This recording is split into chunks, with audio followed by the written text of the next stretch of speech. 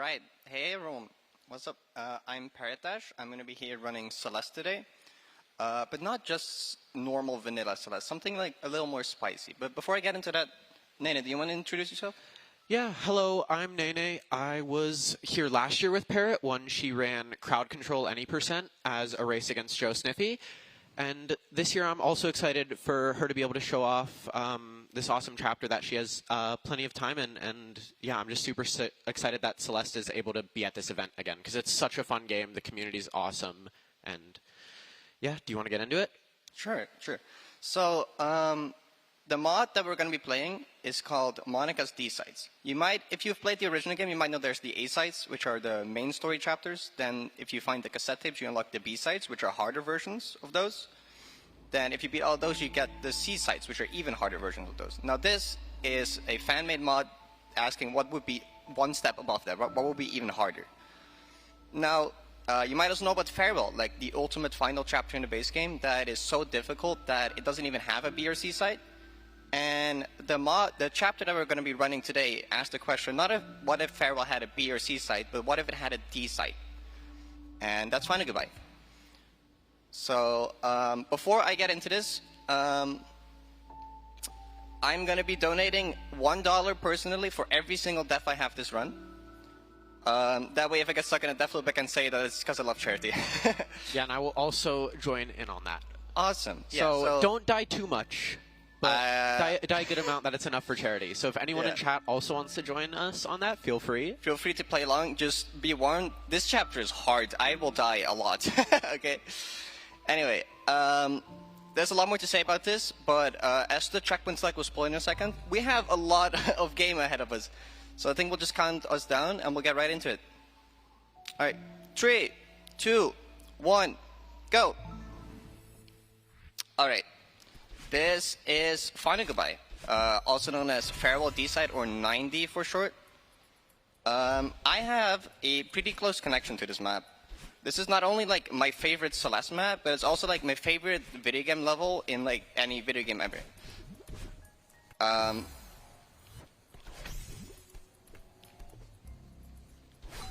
It's also my most played video game level in any game ever. I have over 1,900 hours in just this map, and this is because a bit over 2 years ago I took on the quest to complete this entire map without dying a single time, which in our community is called goldening a map, though for this map in specific it's called a platinum berry. Now, this is still an ongoing project of mine, which just like about 2 months ago, I got a personal best that was about 80% through the map, and I beat the map twice with only 1 death. So it's getting there, but it's absurdly difficult. Yeah, and to mention about the Platinum Berry, so most Celeste chapters have Golden Berries, which when you collect it at the start, if you die anywhere throughout the level, you spawn back at the start of the level rather than the start of the screen. So this level has Golden Berries built into, but there's 17 of them split throughout the chapter, and the final one being even harder than Farewell Golden, which is Vanilla's hardest Golden. And it's brutal. Currently, if it got done now, it would be the hardest Deathless challenge in Celeste. And there has been some very hard modded Deathless challenges done because there's a big community there. Yeah, the Deathless scene in Celeste is very big. It's a very popular thing to like Deathless mod of maps. Not as much to speedrun them, unfortunately. However big of a speedrun game Celeste is, there isn't that much modded speedrunning out there, which is kind of unfortunate, honestly, because it's a really cool thing. There's a lot of like cool modded maps that would be really fun to speedrun stuff, but there just isn't that much of that right now. So like, you know, if anyone feels interested by that, it's really cool. I would love to see more of that. Alright, so we should be coming up on the end of the first checkpoint here. And I believe, how many checkpoints even are there? 20-something? In this run, there's going to be 26, I think. In total, there's 27 with the Moonberry checkpoint. And yeah, there we go. Now we're entering Peaceful Solitude, which resembles Power Source in Vanilla Farewell, which is kind of like a key hub.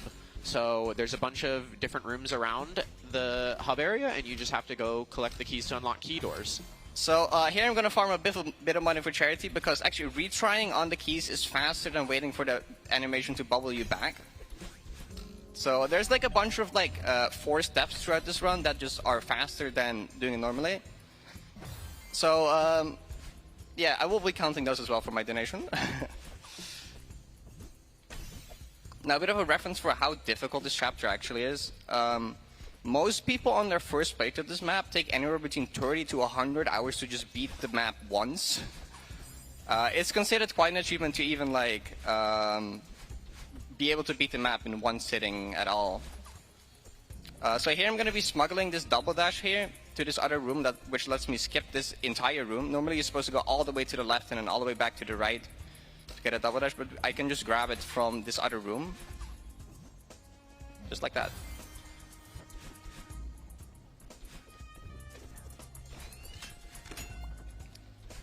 So at some later point in this run, we're going to need a bunch more keys. So I'm going to collect a few more keys than I actually need here, because they're going to be useful later. Yeah, and these are some of the easiest keys to get in the run and quickest, so it doesn't hurt to get them. Because, yeah, later in the run, I believe in the final third, there's a checkpoint called Reunification, which is a massive key hub that normally you need a lot more keys for, which is also where you access the Moonberry from, which has over 10 keys. Luckily, we don't need to be doing that. Well over 10 keys. Yeah, but this entire map has over 50 keys total. Yeah, there's a lot. But there is, I think, 4 keys required normally, but you can skip 3 of those with a good key skip. Yeah. So here, you're not supposed to take this jelly to this room, but we can do some, we can like drop the jelly, then climb drop and grab it again to smuggle the jelly into this room right here, which lets us skip all of this gameplay just by floating around it, which is a pretty big time save. So even though most of my experience with this map is doing it deathless, I've also dabbled in speedrunning it a few times. I played it on a GDQ hotfix at some point, and I took the world record for Monika's D-sides true ending, which is like all D-sides 1 through 9 in one go. So there's even, but like even just like all my deathless experience has helped a lot with like just getting being fast at this map, because it's so difficult. Just not dying a lot helps a lot. Just before I went to the event here, I set a new PB, which was a 147, which is only 3 minutes off the world record. But the interesting thing is that the world record has like 300 deaths, and my PB had about 70. Yeah, that's the thing. The harder a chapter is, if you're trying to speedrun it, honestly, deathless strats can be very useful. Yeah. So yeah, Spirialis, the person that has world record from a few years ago, yeah, they had a lot of speedrun strats. That's why they had so many more deaths. So honestly, without even having to learn the speedrun, Parrot can get a pretty good time just without deaths. Yeah. But she does go for a decent amount of stuff that isn't what she does in platinum attempts because of how slow that stuff can be. Because, what, I believe you have a 1 death? Yeah. But probably if you just did a full low death with all of your platinum strats, it would probably be, what, somewhere around 20 on a decent run? 20 or less? Yeah, yeah, and it would also take close to like 2.5 hours instead of 2. It would be much slower. So for the first few checkpoints, they will be pretty similar to what you're used to from watching Original Farewell or playing Original Farewell. This is the Remembrance checkpoint, and it will be familiar for a bit, but at some point the map will kind of branch off and become its own thing. Which it got some pretty cool, unique checkpoints as well. One thing I really like about Monika's mapping is that she makes very creative use of vanilla assets. Basically, everything in this map is vanilla stuff. There's rarely anything like actually like modded or coded in. A lot of it is just like creative use of vanilla assets. Yeah, a lot of mods, when you install them in launch Celeste, you have to install dependencies, which are just usually helper mods that add custom entities. But when you download this mod, the only dependency is just the audio for it. Yep. Since it does have custom audio. And speaking on that, all of you Ludwig watchers might recognize a specific song later in the level that he has been using very much in his streams and videos this last year. and it was actually made for this mod. So Yep. so we'll see that coming up. But That's song gonna is take a amazing. bit still. Yeah. That's a bit out still, but yeah, that's something to look forward to. Yeah, that is in the final third, which is actually the checkpoint Parrot's Platinum PB is in. Yes. This is about a bit of a bad moon cycle. I'm gonna wait for this to go down, and we can skip under this heart gate here, and then we have to skip under this one because that one requires 1,000 hearts, which we don't have. All right, so coming up here is an interesting skip called Camera Smuggle, and basically, what we want to do here, so this block is a moon block here. If you dash into it and get corner corrected up onto it, it moves to the side, and when you jump off, you can get a bit of a speed boost. So she's pause buffering here because it's pretty tight inputs, and if you carry enough speed into this room transition and transition back quick enough, your camera is actually bugged. You hit a camera trigger for 1 frame and screen transition back. Now what that allows is for her to go below the screen here. There's actually gameplay down here, but these spinners are coded so when they're off screen, their hitboxes aren't loaded in, just to prevent lag. So doing this, you can skip a bunch of these key doors and get 2 extra keys out of this room? Yes, correct. And it's a very hard trick, so I'm very relieved that I got a second try, because like I can get stuck in that for a bit if I'm unlucky. You can also straight up just get unlucky with it. Like sometimes it can just not work and it's completely outside your control. Yeah, because pause buffering usually is not allowed for deathless runs. So Parrot always does that pause bufferless, and she can get it first try, or it could take like a few minutes. Yes. But luckily, you've died to it once by just being a bit dumb. Yeah, it's hard to die to. There's not much to fail. Yeah, and you have... how many runs do you have to this checkpoint? 1,000 yet? Well over 1,000. Okay. And yeah, she wasn't originally doing that track because it wasn't found yet. Yeah, it got found later on, but at this point that's already quite a while ago. It's been around for a bit. Yeah, so what that allows us to do is it allows us to skip 2 entire rooms later on. So instead of a later key up, normally we need to get 3 extra keys. Now we only need to get 1 extra key. So it's quite a big time save getting that.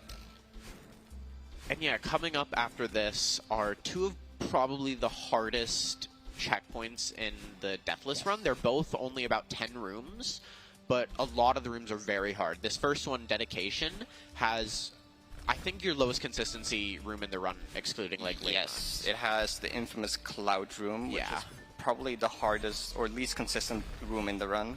Yeah, definitely. It is brutal.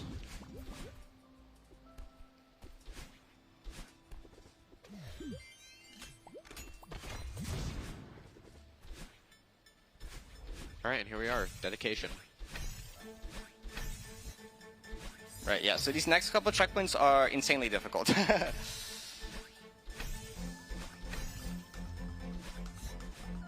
Thankfully, the rooms aren't too long though, but the rooms themselves are very tough. So I'll try to focus up for a lot of these.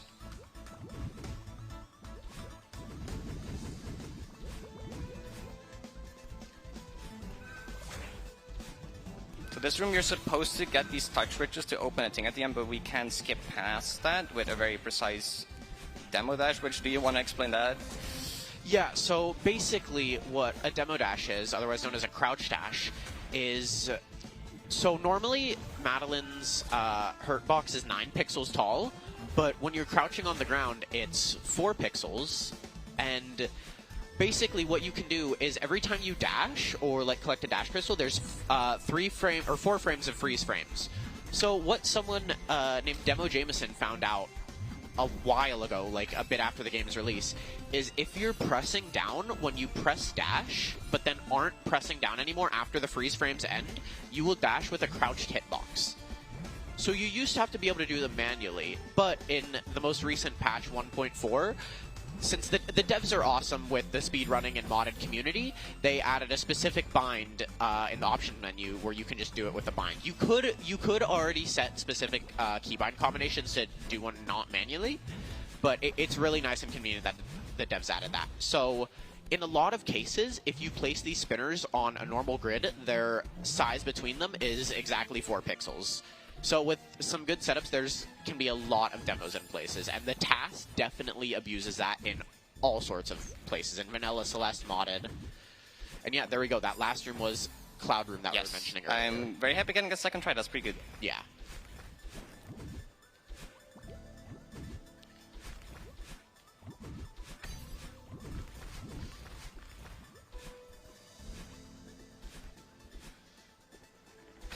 I can tell how much of chat is the Celeste community because of how many portmanteaus there are. So the modded Celeste community loves using portmanteaus, which if you don't know are basically putting two words together and just shortening it. So Cloud Room is usually just called Clume, and there's just a bunch of stupid stuff like that. There's a lot of that. Yeah.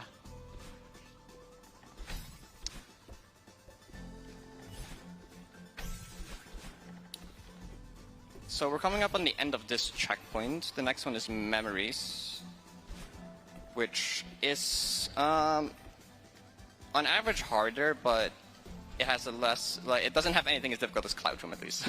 Yeah, it just has a higher average difficulty. So this is the Cycle Room. This is a room a lot of people get stuck on their first playthrough. Cycles like this are pretty tough to deal with if you don't know how to manage them. But once you have a consistent strat for these, they're not too bad. They become one of the easier rooms. They're just really tough on first playthrough. Yeah, a lot of maps or rooms with cycles as a big thing can be very rough for a first playthrough, but be surprisingly easy deathless or in a speedrun because of strats that just line up if you do the right thing. Which you'll definitely see that later on in a checkpoint called Black Karma. Yes. All right, and here we go. Memories time. So for this room, we gotta keep this double dash at the start until the end. So we gotta do this movement without dashing. Do a bit of a skip here with an upright demo.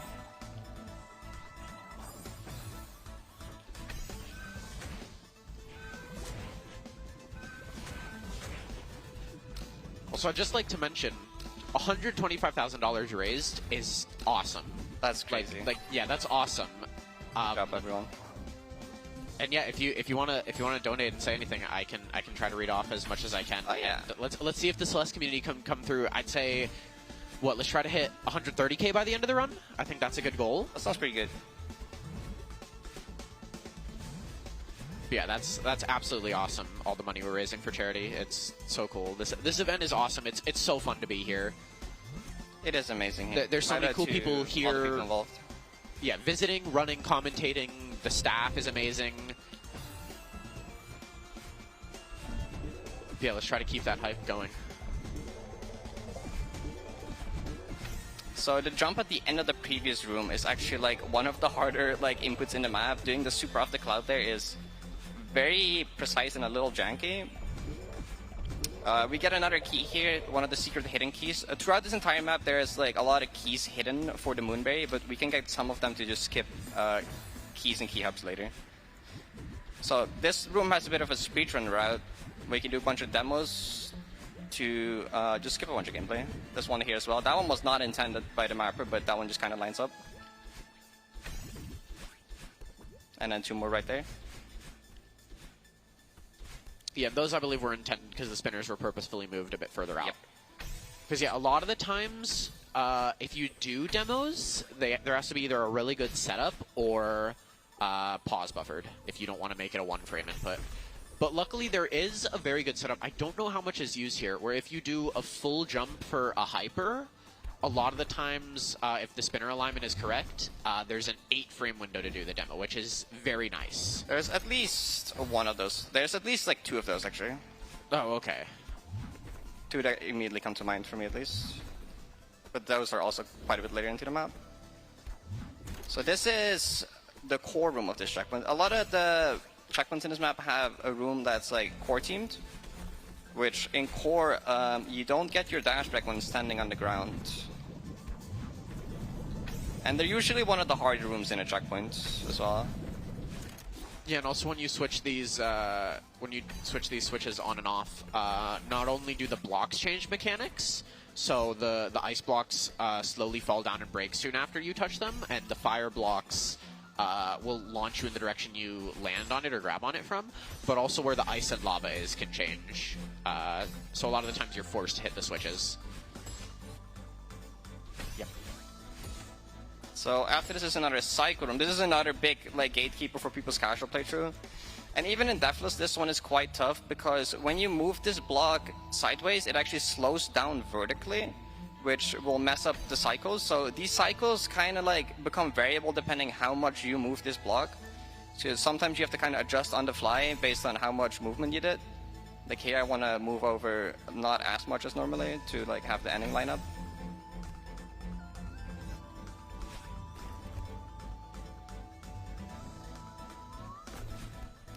Now I better see anyone from my chat spam microwave here. Yeah, that's just what this room is called. So there's actually a really cool mod called Celeste Consistency Tracker that someone prominent in the community, a streamer and player, Viddy. yeah, Viddy is awesome. He's coded some awesome stuff, and so it tracks a bunch of stats for Deathless challenges, and also you can name rooms. So Parrot has a redeem in her chat that for 20,000 you can rename one of the 322 rooms in this run. So yeah, this room's been microwaved for a while. Is this room locked or has no one changed it? Okay, so yeah, Okay, bit of a cool skip here. We can skip this entire room, skip to the next checkpoint. Now we're in creation. So yeah, this is the hub where normally she would have to get 3 keys, but since she did camera smuggle, she only has to get this key. Yeah, that's a skip that I unfortunately can't do in Deathless because it requires dying, but it's pretty cool for speedruns. Wow, I can't believe you're making me donate an extra $1 to charity. Can't believe this. I'm doing it to myself as well. Here, another one.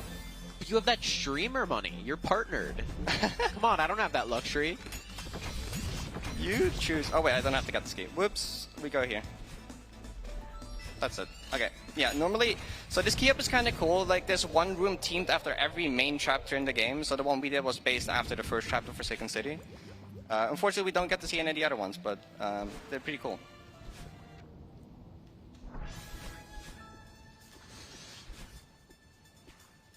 So we're coming up on one of the hardest checkpoints in the run, which is Exploration. Yeah, it not only has really hard rooms on average, but it's also, what, 19 rooms? Yeah, it's long. And also, I believe in 2 rooms is also... Is it your second least consistent room in the run? It might be, yeah. Yeah, so normally in this room here, she does a setup to manipulate subpixels to make that Hyper Bunny hop easier, but yep, she gets it first try. And that room can be a big choke point. Yeah, it's a 2-frame input there. You can only jump 1 frame high or 2 frame high. If you jump any higher, you will overshoot. And if you jump any lower, then it doesn't work. Well, you can't jump lower than 1 frame. You will just not get a jump. Right, now that you're in Exploration, good time for a few donations? Sure, yeah, go for it. All right, we have $5 from Anonymous saying, glad I was able to tune into one of my favorite live events and for one of the best games of all. Yeah, this Celeste is such a good game, and yeah, this event is awesome. I was really excited for it last year and this year. Hopefully Fast52 happens next year. We'll see. We'll see. And then we have $10 from Softboy Lips, no comment. Great name, though. And $10 from Kai Beast. Hi, Parrot. Good luck on the run. And hi, Nene Bitch, too. Thanks, Kai. He told me he would be doing that yesterday. I appreciate that one, Kai. Awesome.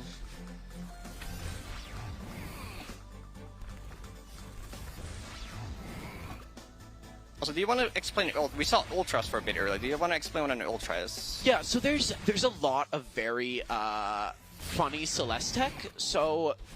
basically, I'll just explain a few simple things first. So, normally, if you just do a horizontal dash against the ground and jump, that's called a super, you get normal jump height and a bit of extra speed. Now, what you can also do is, if you do a down diagonal against the ground, or just are in a crouched hitbox and also jump during your dash, you get a hyper, like I mentioned earlier. Now, that you'll have a lower jump height, but you'll get more speed. I believe, normally a dash, you have 240 speed. Is a super the same? I'm not sure about... But a super is something around that, and a hyper you get 325 speed, and speed is measured by pixels per 60 frames, I believe. And so what you can do is anytime you dash diagonally down, you retain momentum, and if you touch the ground and then jump, you get a 1.2x speed boost. So a very common thing to do for an Ultra is to do a hyper, soon followed by a down diagonal dash, and then as long as your dash ends by you hit the ground next, you get a 1.2x speed boost. So if you have the right setup, if you're going downwards in the room, you can chain a good amount of speed. Yes. And so we did see that at the end of creation. There was a room with some chained ultras where you did multiple in a row. And so you can keep chaining that speed. Which I don't think there's a bunch of spots in this run, but it is it is a very relevant tech to know. Yeah, something that's cool in this game is that it has uncapped speed, which means you can build technically infinite speed if you have the room to do so. Yeah. Oh yeah, and I guess one more other, like, another simple tech is a wall bounce. Basically, if you're dashing vertically against a wall and then jump, you get a good amount of upward speed.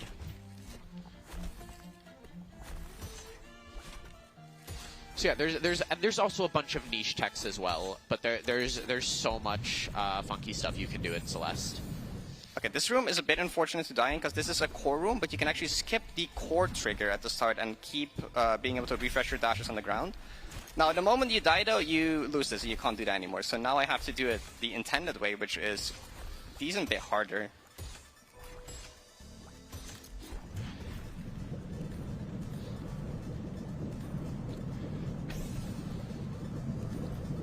All right, and we got $10 from Not So Bitchin'. Awesome name. We have $25 from Cactus. Hey, Parrot and Nene, glad to see Celeste making a return for Fast52. Excited to see you showcase 9D. Thank you. Okay. Also, another variation of hyper we saw earlier actually was a bubble hyper and a bubble super. So you can actually do a hyper and a super out of a bubble by entering it with Coyote Time. Coyote Time is, once you leave the ground, there's a few frames where the game kind of still acts as if you're on the ground. It's a leniency mechanic to make like the game feel more fair. But this is abusable in like a lot of ways, and one of them is, we'll see another one right here, is you're on the ground and then you dash in a, oh, okay, I was too fast. You can do a hyper like that out of a bubble. It's a really tough input though, you have to be really fast with it. Because you only have a few frames once you touch the bubble to actually get the hyper. And yeah, you can also do the same thing out of Dream Blocks there, which you just saw. But yeah, this game has so many leniency mechanics to make first playthrough still enjoyable but challenging, and it can be abused very heavily in speedruns, which is awesome. Because yeah, like I mentioned earlier, corner correction, normally when you're dashing against a corner, you get corrected up or down or left or right by a few pixels, so I can make things very nice. Alright, and this should be Exploration Final. The ending of this room is a little scary.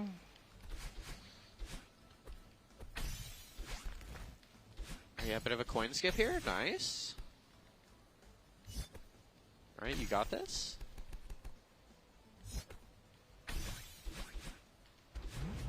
Nice. Okay. Nice. So this is where it will become a bit different from the normal farewell you use. Normally, at this point in farewell, you would have stubbornness, which is the cassette checkpoint. Now, we won't see stubbornness until a while later.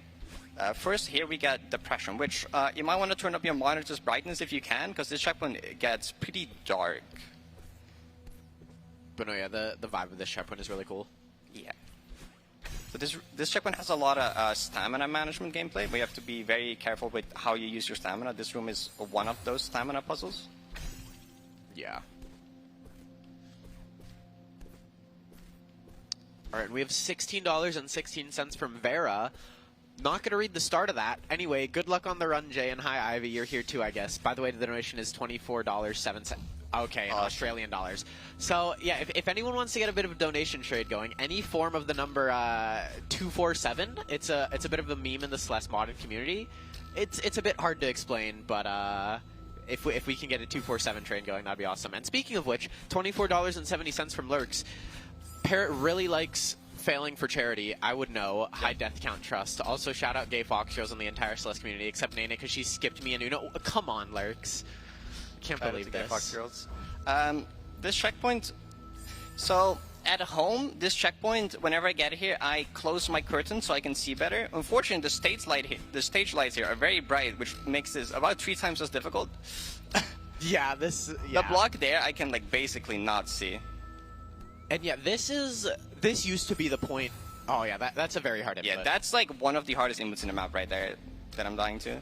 It's made even harder right now by it being very hard to see. Good thing that I do know the layout of all these rooms by heart, which does help.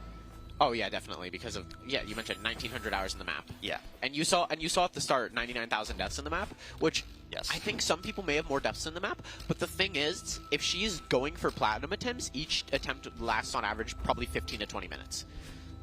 So 99,000 is a lot considering how long attempts take. And there we go, nice. Okay. Now this room, I don't think I'll be able to see anything here. Oh yeah, I can't see anything up on the big It's screen. the darkest room in the map. I feel like I'm doing it blindfolded. Okay. Okay, now this is a bit better now, so... Yeah, and a pause buffer here to do a demo there. Nice. And yeah, this used to be, like, near the start of the grind, considered a pretty far run. This is still considered a far run to get into Plat.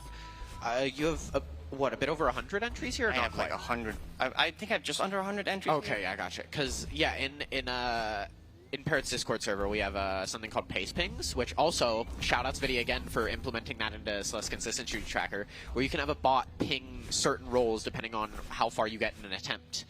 And so there's a bunch of roles to ping at certain parts of the run. And we also have an official Pace Ping. There's a Celeste Pace Ping server for all sorts of... It's mostly used for deathless runs, but also used for speedruns, yes. Where I believe Pace Ping for that is currently at the halfway point of the run. Yep. Which is the 3,000 meter section of Summit. That's a spoiler. It's fine, it's fine. They'll see it soon anyways. That's true. Alright, we have $10 for Avery. From Avery. Absolutely love to see the modded community get more recognition. For everyone even slightly interested in it, is incredibly easy to get into, and I highly recommend checking it out. Good luck, Parrot, and shoutouts Gay Fox Girls. It's true. It is very easy to get into. I highly recommend getting into modded Celeste. It's so much fun. It's also like, if this looks difficult to you, there is modded stuff for all skill levels. There's like a lot of like very high quality beginner level stuff as well. So don't be too intimidated. Okay, so this part, we're gonna have these dark cycles here. There's these big black boxes that are gonna scroll over the screen, and these are on a global cycle, which means that I have absolutely no control over them at all, and I just kind of have to improvise where they are. Oh, these aren't on room entry? Nope, these are global wow. cycles. Okay. I'm gonna go for this. Okay, yeah. Yeah, Parrot. I wanted to go for it once. Because you can just do that section blind. I've done it before, but it's pretty tough to do that without being able to see anything. And yeah, I do believe this is probably, without deaths, probably one of the parts where you would save the most time in a speedrun because of how safe you want to be here deathless. Yes, normally you don't want to risk you wait everywhere. Yeah, you don't want to risk any gameplay. But we're gonna play a bit more risky and try to go for some cool strats. Alright, we have $5 from Dark Core. Good luck on the run, Parrot, and Nene, I'm gonna flip your table again. Can we... Can we not? Come on! And then we also have $24.70 from Do Re Mi Fa Sol La Ti Do. We have $10 from Silly Fiona. It's your girl, Silly Fiona. You lost the game. Hi, Ivy and Parrot. Thanks, Fiona. We have $24.70 from Eurovin. 247 is the comment. Awesome. And then we have $10 from Pounds. Hi, Parrot and Nene. Good luck on the run. And trans rights. This is very true. Nice. Yeah, there you could see me do a bit of gameplay just without being able to see anything. This is where those 1900 hours come into play. Because I know these room layouts so well at this point that I don't even really need to see. Well, besides the part where I have to like actually time stuff, that's still pretty tough without being able to see anything. And yeah, speaking of the modded community and just modded Celeste, from what I know, compared to a lot of modding for games, Celeste is very easy to mod. Yes. There's an amazing mod launcher called Olympus that is built really well, and you can download mods directly in that or from Game Banana, and there's so many. The modded community is just massive. It's awesome. Like anyone creates mods in Olympus. There's a built-in level editor, which I do believe the devs helped with originally when it used to be called Ahorn and now it's called Lawn. But the modded Celeste community is amazing, and even vanilla Celeste, you can speedrun, do goldens, but to be fair, there is only so much you can do in the base game. So that's why it's so fun to get into modding, and that's why both of us are able to have, like, what, you have 8,000 hours. I have 3.5K. So this room has something interesting. This room has diagonal wind. This room has down and left wind, which is another like cool vanilla thing. Like you can just enable both wind directions at once. You get something completely new that isn't in a base game. Cool stuff like that is what I really like about the D-sides. This is the last room of the depression checkpoint. And then we're coming up on Trust, which is, I don't think you'll be able to do your normal strat of looking through the decal. Yeah, so you'll see in a second, Trust, if you thought this was dark, it's gonna get even darker. Which I believe Trust has one of the few custom style grounds in this level, I think right? it's an unused vanilla style ground. Oh, is it really in vanilla? Yeah. Oh, wow. So, this checkpoint is completely blind. You're intended to use the dialogue to guide you what to do. I don't need it though. I know these rooms really well. Though it's not actually entirely blind. The style ground opacity here is actually 99.9%. So if you have a good monitor, you can actually like barely see through it. Over here though, I can absolutely not. But that's fine because I've done these rooms blindfolded before. I've done them hundreds of times. Yeah, and the gameplay in these rooms, if you took out the style ground covering, these would be some of the easiest rooms in the run because they are blind. But yes, there is gameplay going on back here, which can be really funny. Please tell me you know where the respawn is. Okay, Yeah, good. yeah, I do. Because you don't need them in the Deathless run. Okay, I need to wait for a bug to retract there. So this is the last room. This is a bit of a funny room. So I'm going to move in block here, and the dialogue is going to tell me when to jump to avoid the obstacles. So we're going to have to jump right there. And then right there. And then crouch. Okay, so I want you to count on this one with me, okay? There's going to be one more. Okay, count with me. 3, 2, 1, 0, -0, go. Okay. That's how you count, right? That's how it goes? I'm pretty sure. Close enough, I think. All right, and All right. we out. We out. We can see again. Okay. Look at that. And yeah, this next checkpoint here is called Serenity, and it will be the last checkpoint of the first third. Yes. Which the checkpoints in the speedrun are pretty split pretty evenly. 34 minutes is, or no, not quite done with the first third. I think you had a 34-minute summit entry on one of your practice runs. Yeah, this is not too bad. Which, yeah, considering this had a decent amount of death, this is pretty good. But yeah, I believe for the speedrun, first third's the shortest, yes. Then middle third's next longest, and final third's the longest. But for Deathless, it's opposite. The first third is the hardest to do Deathless, yes. And the final third is the easiest. So this room makes use of a funny thing where using the binoculars actually resets the height of the lava. Which you're supposed to do at an extra time, but you can just barely squeeze under there.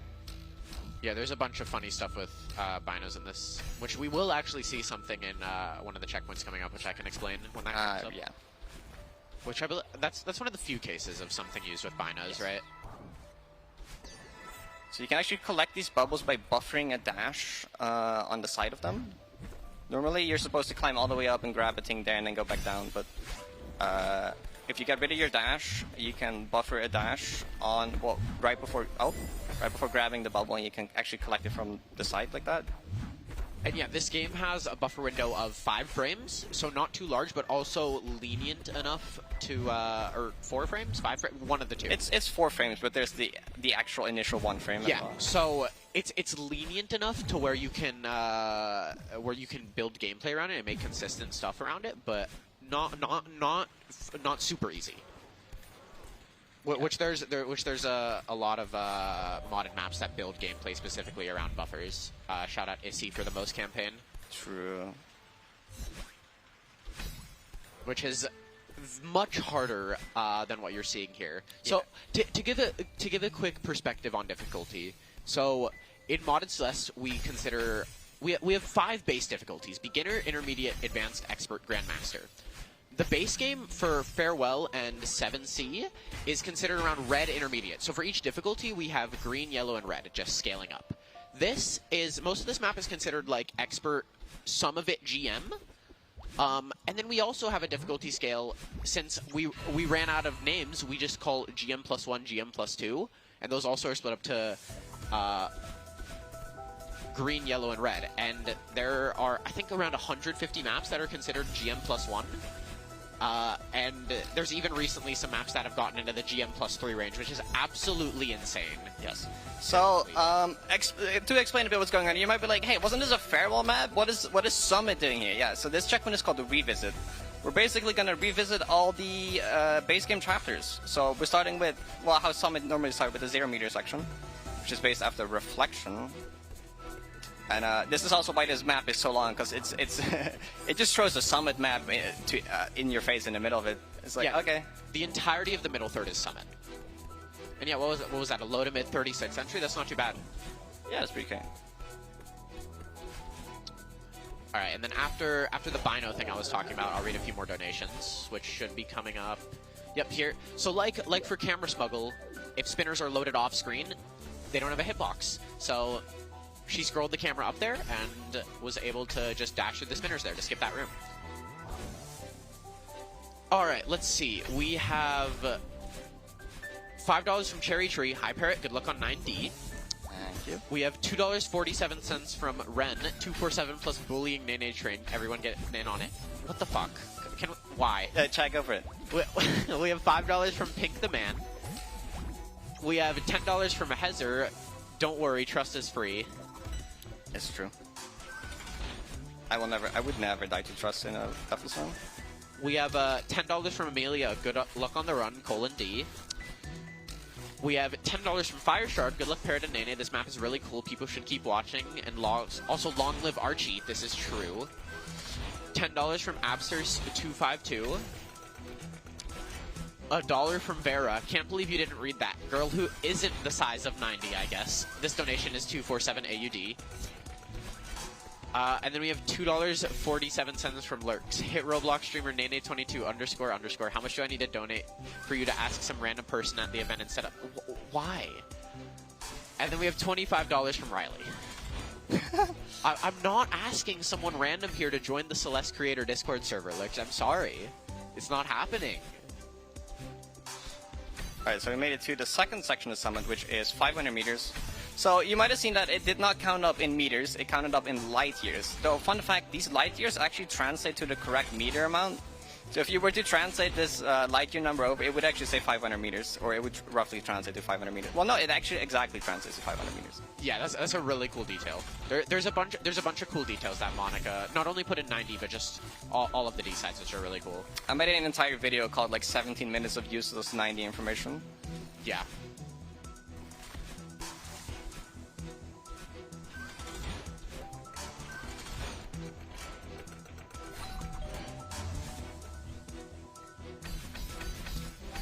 We have another $25 from Do Re Mi Fa Sol La Ti Do saying 5 train for the early morning watchers. Yep, we just any sort of train, 5 train, 247 train for the Celeste community. Let's just keep raising money. Hell yeah. And yeah, so you will notice at the end of each section, the rooms end with these battling orbs, which is a reference to normal vanilla 7A or 7B. Where each checkpoint ends with a room where you're getting helped by Battlein to climb back up the summit. So yeah, this will be the final room of 500 meters and the final room of Revisit. So we will see Black Karma coming up next. And yeah, that is a bit of a tough part of this room. Yeah, normally I wait there for a very specific moon cycle, but since this is a Speedrun, I'm like, I'm just gonna go for it. Didn't quite work out, but it's fine. Alright, we have another $5 from Lurks. I want an excuse to give money. Like, come on. I think an excuse enough is that it's going to charity. I think that's a good enough reason to donate, personally.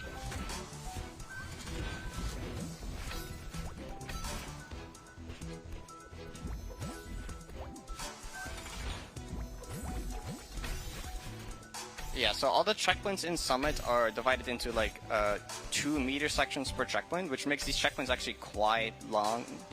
A lot longer than any of the other ones. Okay, let me like actually make sure that this like works this. What?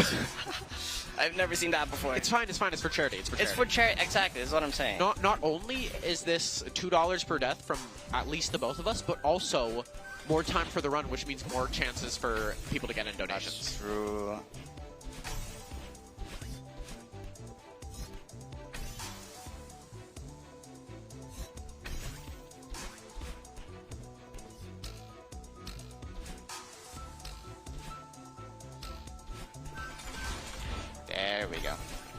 Nice.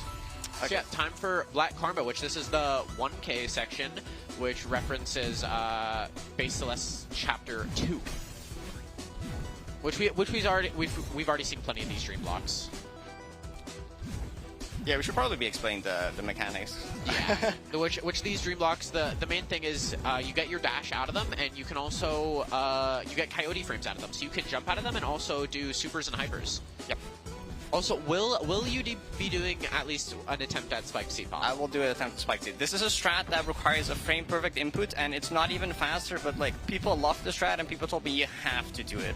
You have to try it at least once in a marathon, so I'll try it at least once in a marathon. Yeah, so basically there's a silly tech called ceiling pop, where there's sub-pixels in this game, which can lead to some funny stuff, where basically if you go off the bottom of a wall with the correct sub-pixels and climb jump, you can climb jump below the wall, and so you don't climb jump up, you climb jump to the side. So you can also do that with spikes on the wall. It's even more precise. So there is a setup here where if she just presses grab on the correct frame, then it's a setup for a buffered spiked C-pop, which can look very silly. Which I think you should just go for it a few times. So yeah, it's and in this. Try once because I don't want to get stuck on it. All right, lock in. Nice. Right Huge. there. Nice. You love to see it. Huge. So that is frame perfect. Yeah. Because the trick itself is like it's absurdly precise. It's like a fifth of a pixel or something precise in like 2 different axes. Yeah. That's actually awesome. All right, we have $5 from Freddy the Cat, all aboard. Let's keep that $5 train going. And then we have $50 from Epic Gamer. Awesome. Yo.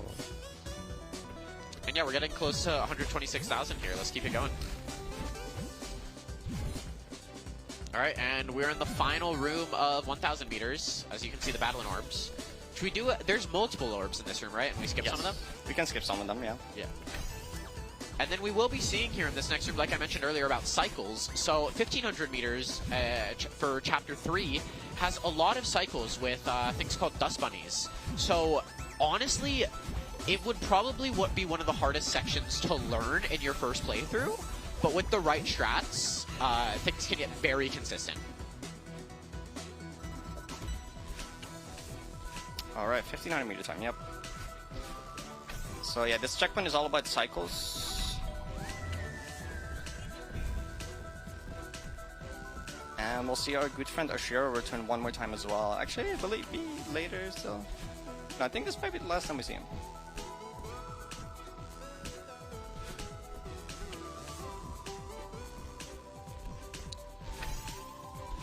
All right, we have $10 from Lachey Lover and $2.47 from Pandora Green. Should we explain the lore behind 2 for 7? Or Do we want to? I mean, I can if you want. I can like vaguely go over it. So, my girlfriend Issy, who we mentioned earlier for making one of the hardest maps we have, most LXVI, which started an entire trend of mapping style. Like way back in 2021, she spent, it was a map called Atone the Flower, which is a very precise precision map. Precise precision map, yep, okay. Yeah, inspired by fan game maps. Yeah. And there's a room where you have to do 2 like frame perfect jumps in a row, or like double frame perfect or something like that. And everyone like kind of counts their attempts on the second jump. And normally I got like 80 deaths there, which was considered like to be very unlucky. But Izzy died there 246 times and got it on 2 for 7.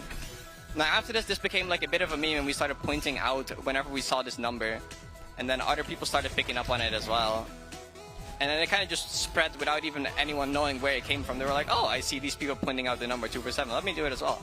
And people constantly ask, like, where does it actually come from? So that's where it comes from. Yeah, but basically the Celeste community is equivalent of 727 from the Ozu community. Yeah, if you're familiar with that, it's kind of like that. We have $15 from Hezer again, Burger King foot lettuce. That is one of the room names in this because... So in Celeste Consistency Tracker, checkpoints are usually abbreviated from 2 to 5 letters, and since this is called Black Karma, it's abbreviated to BK. So since BK15, if anyone knows the number 15 Burger King foot lettuce meme, it's just a reference to that. And was this your first summit death in this room? The first time I ever got to summit death was I died right there. Yeah. Which and what now? Which I believe you have just over 50 summit entries now? Or just about that? Yeah, something like that. Quite a lot. Yeah. Or yeah, she has a whole progress thing on her spreadsheet. If anyone wants to check that and let us know how many like summit and 3K entries she has. I know she has. I could check. Yeah, you have 3 final third entries, right? Yes.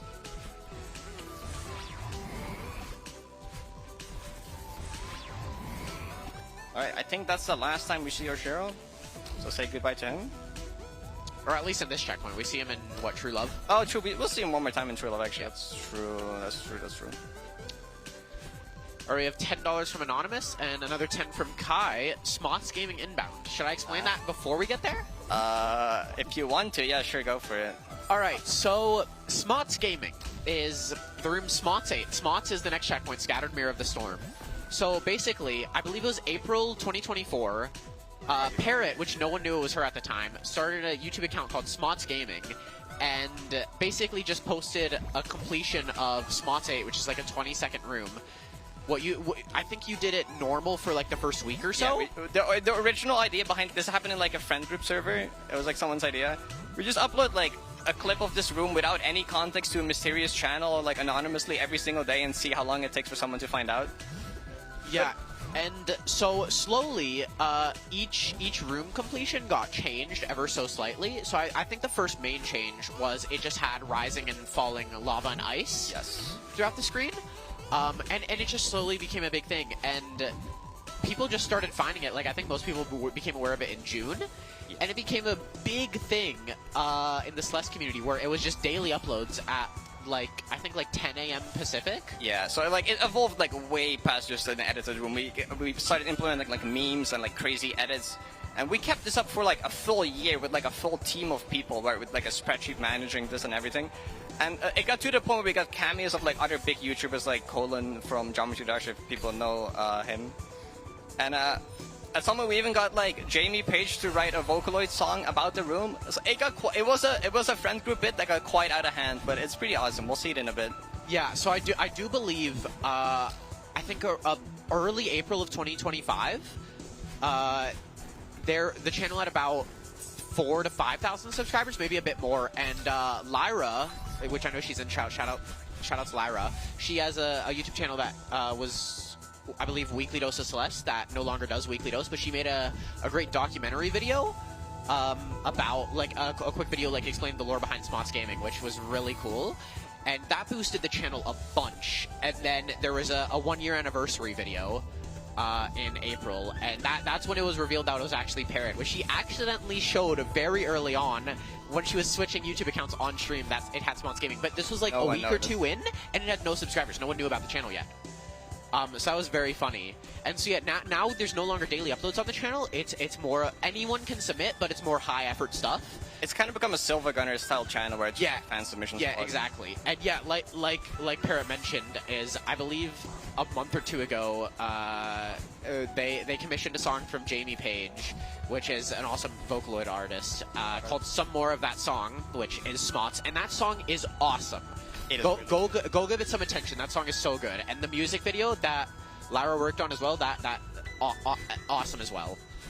So the next room is actually Smots 7, so it's the one after this one. Yep. So chat, get your Smots Gaming ready. Get your Smots Gaming ready. It's funny if we look at chat activity during a stream where it's a far run, like obviously chat slowly gets more and more active because of pace pings, but there's a massive spike in this room. I think on the True Love run, this had the biggest spike besides when she died. Me getting to this room is consistently the highest chat activity I see on my stream. So yeah, this is Smots Gaming. Shout out to Smots Gaming. Yep, and chat sure is going. Holy. And yeah, there we go. That's Smots Gaming for you. So yeah, normally it ends with grabbing onto that first block at the start of this room. And yet we're actually, there are people, so I bet a lot of you know of the website WPlace, which is like a big, a global canvas where you can place a pixel every 30 seconds. So there's actually a big project right now going on where it started off as just making Smots 8 in W Place, and that got finished in like a few days or a week. And now we're taking a bit of a break to make some art for some more of that song, which is really cool. That canvas is like 2.4 million pixels. And after that, I believe we're going to try to make the rest of this entire checkpoint, which is going to be a massive project. And that is all at around Mount Celeste on Vancouver Island in British Columbia. There's so much Celeste art there. Awesome. Like we have a full resolution 1920 by 1080 of a thumbnail that Parrot commissioned for when she gets 90 platinum, which looks amazing. Shout out to Fuamo. They do a lot of cool art for the Celeste community. It looks absolutely insane. If you've seen the end screens in Strawberry Jam, which is like the biggest Celeste mod, they did all that artwork as well. Yeah. All right, and real quick, I'll get a few more donations. And $100 from 910. Thank you so much for having me. Excited for the rest of the runs. Donating the 100 I promised for the Death in My run. Yeah, that was shout outs to 910 for doing that Kingdom Hearts run. That was awesome to see what I could have. We have $1 from Bello, free Palestine and trans rights. This is very true. $2.47 from Lit Tal. Go play in Mod Celeste. It's like infinite banger content. Also, shout outs to Gay Fox Girls. It's true. We have $5 from Anonymous. We have $24.70 from Eurovin, Smots Gaming. $5 from Anonymous, Smots Gaming. And $2.47 from Angry Birds Blanket. Parrot is the one who got me into Modded Celeste about a year ago, so I had to donate for this run. Shoutouts to the entire community, and especially the Code Modding Seed for making such awesome content. That's awesome. Yeah, that's awesome. The Celeste modded scene is just absolutely amazing. So many nice people, so... Yeah, it's awesome. So this is the final room of the 2,000 meter section. After this, we're heading into Temple. Also, actually, Smots is one of the hardest checkpoints in the map and the run. It's also one of the longest, because it's the entire 2,000 meter section and the entire 2,500 Temple section. Yeah, because there's not like a bunch of very hard rooms, right? It's just long. It's long. There's pretty tough rooms as well, but it's also long, yeah. Yeah, I believe maybe room count as well, but at least time-wise, it's the longest checkpoint. Yeah. By a good amount. I think it might be the longest room count, so it's like 30 rooms. Yeah, because Smots 30 is the final for the Deathless run, and I don't even know, does any other, I think Bottomless gets to like 20 or something? Bottomless is pretty long as well, yeah. But I don't think it hits 30. Alright, we do a bit of a skip there to skip having to use the orb. But yeah, there's a few alternate paths to go here, right? Yeah. But we will be going, I don't know if it's at least the fastest way, but the safest way for the Deathless run, because that's just what she knows. I would think, like, so normally in the Deathless run I get 4 keys throughout Summit. Though, for this run, I will only need 1, because there is a key skip in Reunification we can do. Yeah, which key do you get? I'm gonna get the one at the end of Gotham, at the very end of Summit. Yeah, that one. That's the quickest one. Yeah, that one's super quick and pretty easy. Yeah. Yeah, that's true. Someone just mentioned in chat. Yeah, Gotham is also pretty long. That's only true, 15 but rooms, but most of the rooms are split into flags, so they have multiple checkpoints per, or at least the first few rooms. Yeah. And yeah, Gotham is a very, also probably one of the hardest checkpoints in the run, Deathless. Most definitely. Because yeah, how many deaths did you have before you passed it? Like 4 or 5. Yeah, that was a big mind block. It took so long to get past that. And yeah, for anyone wondering, so she did start this, I believe actually the 1-year anniversary was day 1 of Fast 50 last year, so very end of May 2023. And how many days have you streamed it? You're close to 500, right? Yeah, we're at like day 400 something, like 470 on the grind. Yeah, and yeah, what, you had like 200-300 hours on the map beforehand? Yeah. From getting the Goldens, the segment Goldens? And now I'm at like 1900, which I will be able to show in the journal after this run ends. Yeah, because you are logged in on Steam. Yeah. I mean, yeah, because we saw, and luckily it'll be very easy to see the death count because you're at exactly 99,000. That's true. So yeah, you should be hitting 100K within the next few weeks on stream. That's pretty hype. Oh yeah, one of the inputs that's very chokeable in this run. There is a 3-frame left tap in this room, which There's only a few 3 frames in this entire run. This map has been very strapped on. Oh. Okay, that strat that's an unset up corner jump. I was like, that's a cool speed strat. I'm gonna go for that exactly once because it's very unreliable. But I'm glad I hit it first try. Yeah, shoutouts to the 2 strats you're just gonna go for once you've hit both. Spike C-pop and you're cooking. There's a good chance that was just frame perfect because it's like you can get like 0 frames on it as well, where it's just like impossible. Yeah, shoutouts to all the leniency in this game, not only with hitboxes, but with inputs as well. Yeah. Oh, wait, this is the room called Women, isn't it? That was the long bubble room, yeah. Okay, awesome. Shoutouts Women. Shoutouts to women. Alright, and yeah, we should be nearing the end of 2.5 here, at least room count. The last 2 rooms are very long, though. Yeah.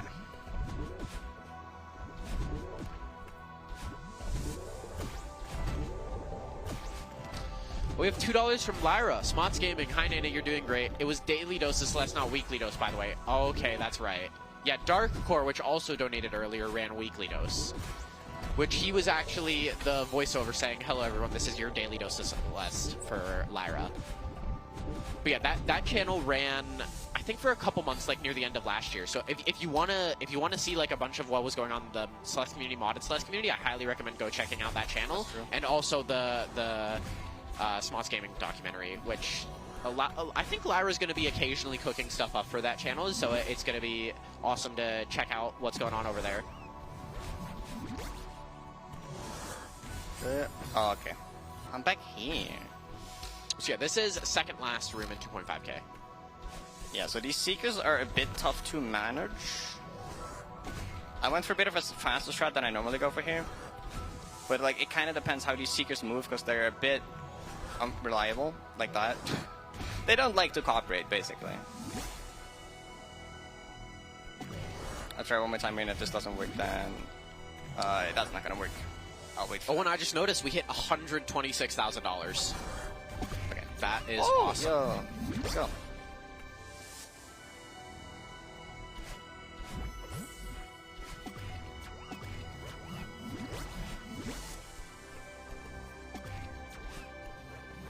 So here the Seekers are just like put inside these Seeker barriers, which normally are barriers that they can't go through. But now since they're just like inside of them, they're just unable to move at all. And they're kind of just used like platforms. Alright, this is the Orb room, the last room before the 3,000 meter section. This is also a pretty difficult room. It's also a very long one. Alright, yeah.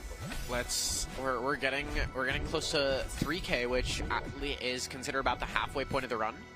Yes, and we're about an hour in, so that means we're on schedule. Yeah, we're doing good.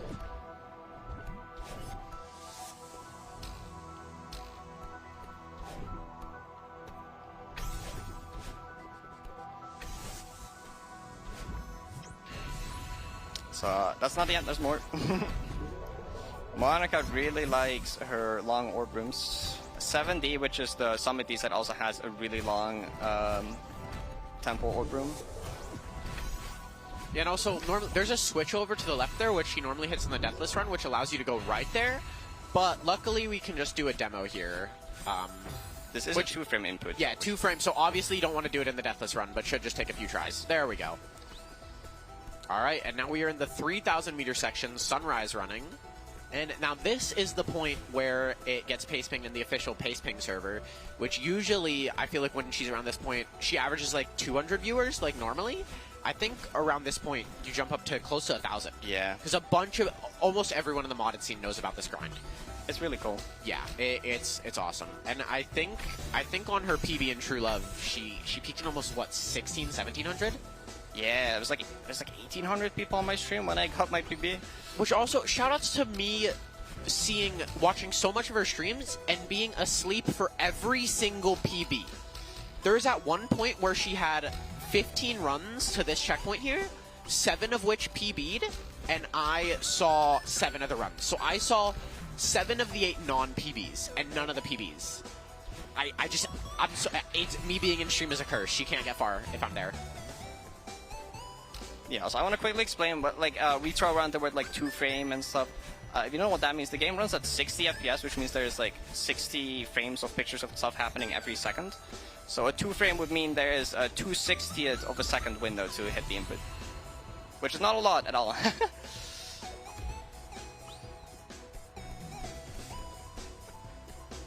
So here you're supposed to take the double dash up, but thankfully we don't need it because you can kind of just make it up without. Also, yeah, you might have noticed that the flags it went up to 75, which is quite a bit higher than you see in a vanilla game. Most people, when they play this map for the first time, are like shocked to see like 75. Yeah, this map is long. It's a lot of gameplay. Yeah, in 7A 3,000 meters has 30 flags, and 7B is 20. So more than both of those combined, and most of the flags are longer than those on average as well. But we will not see all of them in 3,000 meters. They do continue. Yes. All right, we have $5 from Fatty Daddy, and then we have $5 from Anonymous, and another $5 from Anonymous. Let's keep the $5 trade going. Yeah, let's do it. And yeah, this is also a pretty hard checkpoint in the run. It's only 5 rooms, but as you can see, we're still in what, room 2? So shout out to that flag that you just don't have to play. You can just skip all of it. There's just a hidden, it's just a hidden gap in the spinners there. You can just like completely bypass it. And we have $5 from Barbara. Also, I haven't really talked about my skin mod that I'm using. This was a custom skin mod that I got made for me for my birthday. And the main reason I'm using it here is because I'm used to with like all the visual cues to use the skin mod. It is also speedrun legal. There's a document with all the mods that are legal for modded speedrunning, and this one is on there. Yeah, luckily for modded speedruns, you're allowed to have skin mods. For vanilla, you are not because you have to run on base game. You can't have any mods enabled for vanilla.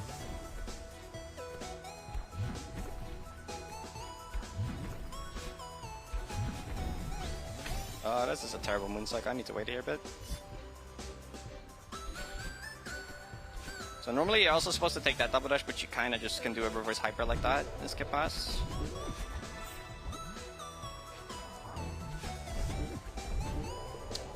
Or we have another $5 from Do Re Mi Fa Sol La Ti Do. We have $5 from Lowdown, and then we have $2.47 from TNT Go Bang. Time to start counting the flags in chat. Good luck, 9D. Thanks, TNT. Oh, and yeah, speaking of vanilla speedrun, I like to give a quick shout out to it's twitch.tv/Celeste community. They run a bunch of speedrunning events, and currently it is the final weekend of the All Hearts Open, which is a main game category where you have to get all hearts. It's about 50 minutes long, which a pre-recorded match yesterday, any percent world record holder secure account beat the world record by about a minute and a half and got a sub 50 run, which is absolutely insane. So the grand finals will be happening in a few hours later today. So that will be super fun to watch. So if you're interested in seeing Celeste speedrunning and see what vanilla speedrunning looks like, go give that a watch. It's awesome. Yeah, so I need to skip the flag at the start of this section because there's a wind trigger there. And if I skip past it, I basically don't hit the wind trigger and make this flag a lot faster. But that does mean if I die, I need to go back an extra flag, so I'm gonna try to not do that.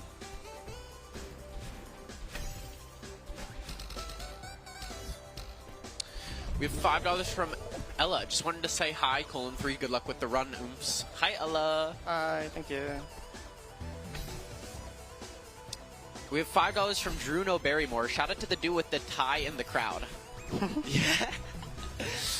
And then we have another $5 from Anonymous. All right, got him. Normally Summit ends at 3K, but this map decided to be a bit silly, and we got core as well. Yeah, this checkpoint is hard. This is the final checkpoint of the middle third for Summit. We also go back to not getting our dash back on the ground, so we got to be a bit more careful with how I use my dashes, because I only get new ones when there's dash crystals, basically. Yeah, and so this checkpoint, the first few rooms are the longest because they have multiple flags per room, but most of the later rooms only have one flag.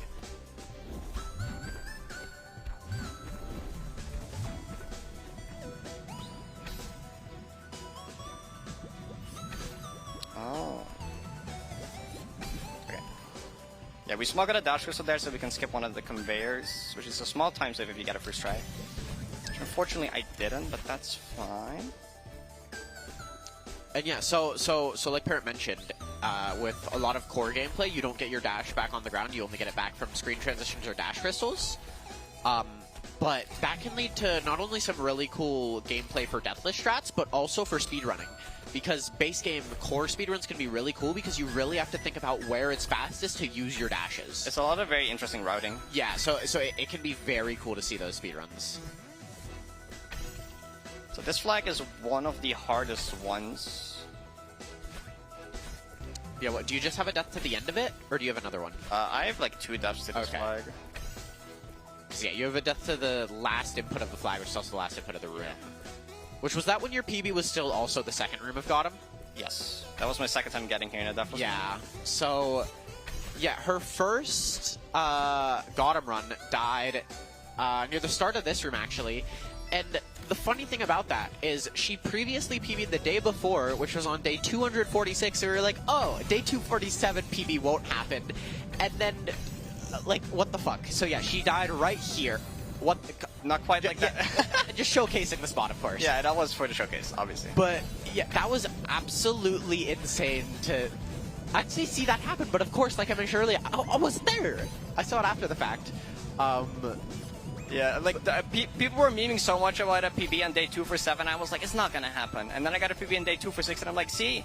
I'm not gonna get a PB right away after, and then I got a PB right away after. And then didn't you also PB on day 365? Yes, on the exact 1 year mark. It just feels scripted sometimes. Yeah. was that the final third, or was that Gotham 7? That was Gotham 7. So yeah, it took over 100 days to get the new PB. That's how bad the Gotham mind block was. Which that room actually will be skipping the part where she died too. Yes, we'll get to that. So this flag, you're supposed to get all these touch switches, but that's ridiculously slow. We're not doing that. Yeah, why the fuck would we get touch switches? Like, what's the point? Come on. Yeah, so there's a bit of a skip here that I found myself. Oh, that's not the timing you go on. It's right there. No? Wait. You're trolling. I'm trolling? Wait, okay. There. Okay. We can precisely use my 2 dash here to get up here. There we go. We can't get this flag now, but with a precise up left corner boost, we can skip past here. Now this flag is supposed to be played in fire mode, but since we skipped a bunch of stuff, it's in ice mode now, which actually makes it quite a bit easier. I'm gonna be careful here to not die. Oh yeah, I guess I didn't mention corner boost. That's like the other main tech. Yeah. So normally corner boosts are set up when dashing, but basically if you're dashing or have any sort of speed against the top of a corner and buffer a climb jump off of it, you retain all your speed you have, and you can get a plus 40 speed boost. There is some sub-pixel RNG, so no matter what, you retain your speed, but sometimes you don't get the plus 40 speed boost. So that's not used a bunch in this run, but in vanilla speedruns or other speedruns, corner boosts are very useful. Yes. That was fine. It actually makes this easier on the second time through.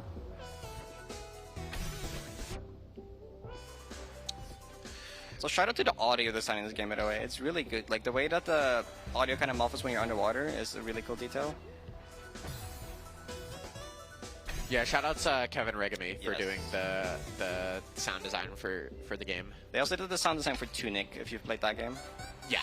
Parrot Audio's done some cool stuff, which also shoutouts to we saw some.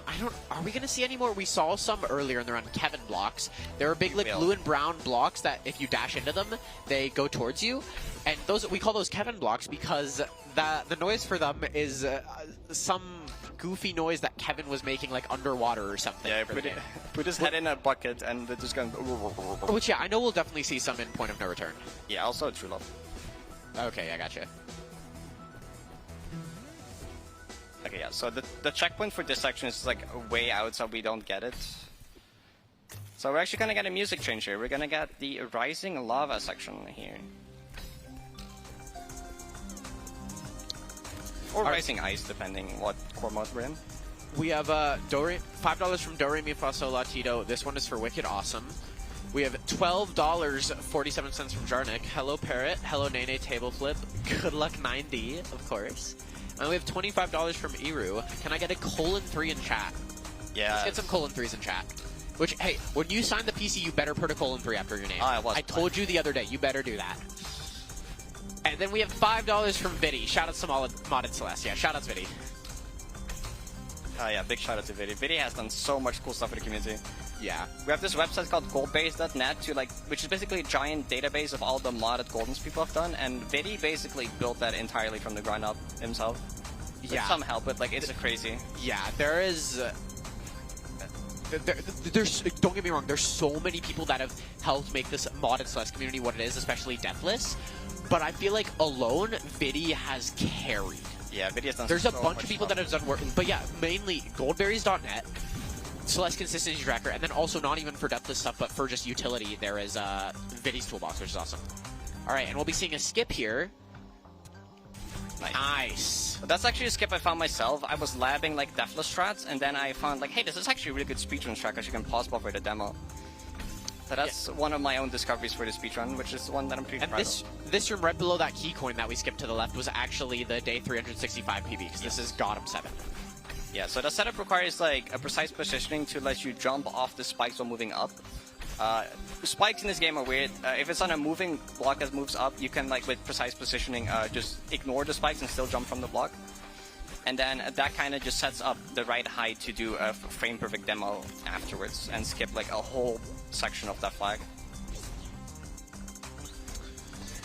Alright, we have $2.47 from Webb. One of these days I'll learn to double jump good and beat base Celeste. Shout out to Red Bull keeping me awake in my Eve schedule non-existent. Meow:3. Yeah, it's a bit early at least over here. Yeah. But luckily this is a good time for at least East Coast, Europe, and Australia. That's true. I had to get up at 3:30 for this run. Yeah, we got up a bit early. And yeah, we even started a bit earlier than planned, but luckily we were awake. And yeah, also, speaking of beating base Celeste, I've heard allegedly, if you're on estrogen, you can dash in real life.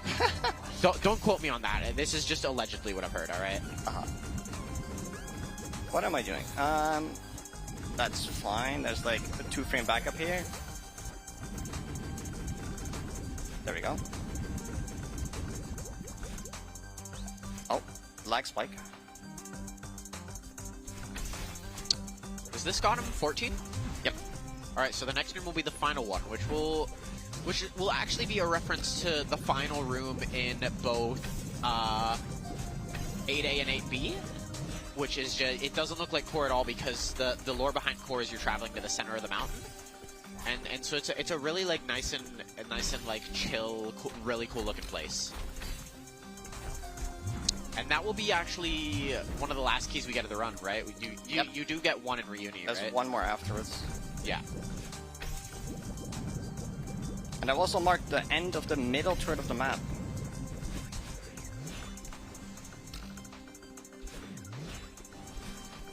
That's a good first try to get. That's a long room.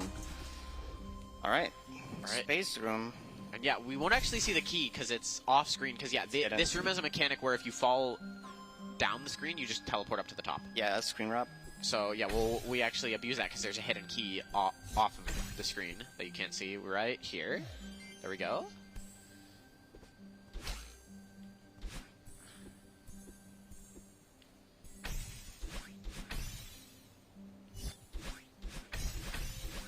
All right, and now we have the final third. So she has had 3 runs to this point. One of which dying in this next room because this room has a really annoying wall bounce. But yeah, this is Heart Beating, which is a reference to stubbornness in Base Farewell, which is built around cassette gameplay, which cassette gameplay can be very cool. Yeah, we're caught up with the progression of normal Farewell, not for that long. Yeah. Shoutouts to Shatter Song in Grandmaster of Strawberry Jam. That map does insane stuff with cassette blocks, and I feel like if people didn't like cassette blocks before playing that map, they have a new love for them, including myself. Yeah, so cassette blocks are also on global cycles. So this checkpoint is actually very scary in this speedrun because at some point there's a hidden jellyfish that lets you skip a whole lot of gameplay. That makes the room so much faster. But the moment you die, you lose it permanently. So you only get one shot. Now for marathon safety, I have a backup mod installed that lets me spawn in a jelly if anything goes wrong. But in a normal speedrun, if you die with a jelly, your run is just over. Thankfully, it's not too difficult of gameplay though. But it is very scary. Yeah, I think if you're running this full IL like in a normal setting, you'd probably want to learn the gameplay just in case. Yeah, although it is like a lot slower. But it is so far in like that. If you're on a good pace, you don't want to immediately have to read. I mean, it's such a big time loss though if it happens. Oh yeah, and we did actually see a spiked corner boost off that block. Shoutouts to you randomly found that, right? Yes, I found it by accident. It requires a very specific room entry when the cassette block just moves, which bugs out the cassette block and puts it 1 pixel higher than it normally is, which lines up that strat. It's really cool. Yeah, so you will see as cassette blocks go in and out, they raise up a pixel and then back down a pixel. So you can actually abuse that by if you just stand in a cassette block through the entire cycle, the whole block just stays up a pixel. And she does actually abuse this in the run, but unfortunately I don't think we're doing that. Yeah, it takes like 2 slow. minutes. It's like a 2-minute strat where you can do the room in like 10 seconds. Not a speedrun strat, but a good deathless strat. It's a lot safer. Yeah, shout out to Long Elevator. Alright, and here is the jelly. Gonna be going around getting this hidden jelly. Yeah, Hopefully carrying it to the end of Realization, which is the next checkpoint, which is also cassette gameplay. Yeah, I'm gonna focus up for this section. Alright, lock in. Though unfortunately this cycle does not line up on entry. Yeah, so the moment I die, jelly is just gone. But we preferably want to keep it all the way until the end of the checkpoint, or the end of the next checkpoint even. You also shoutouts Petunia, that's what we named this jelly. That's the name of the jellyfish, yeah. Thank you, Petunia.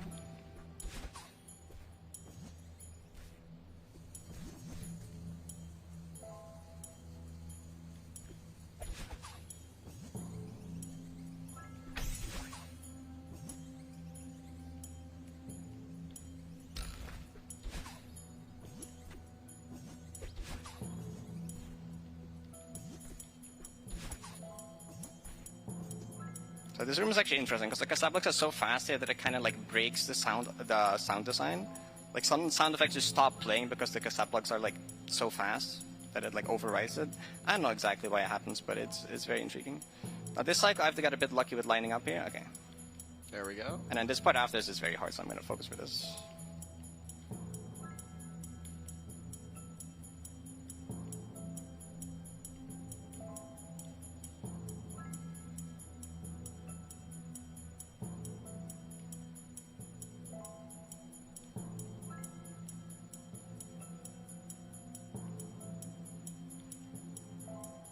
That's really good. Nice.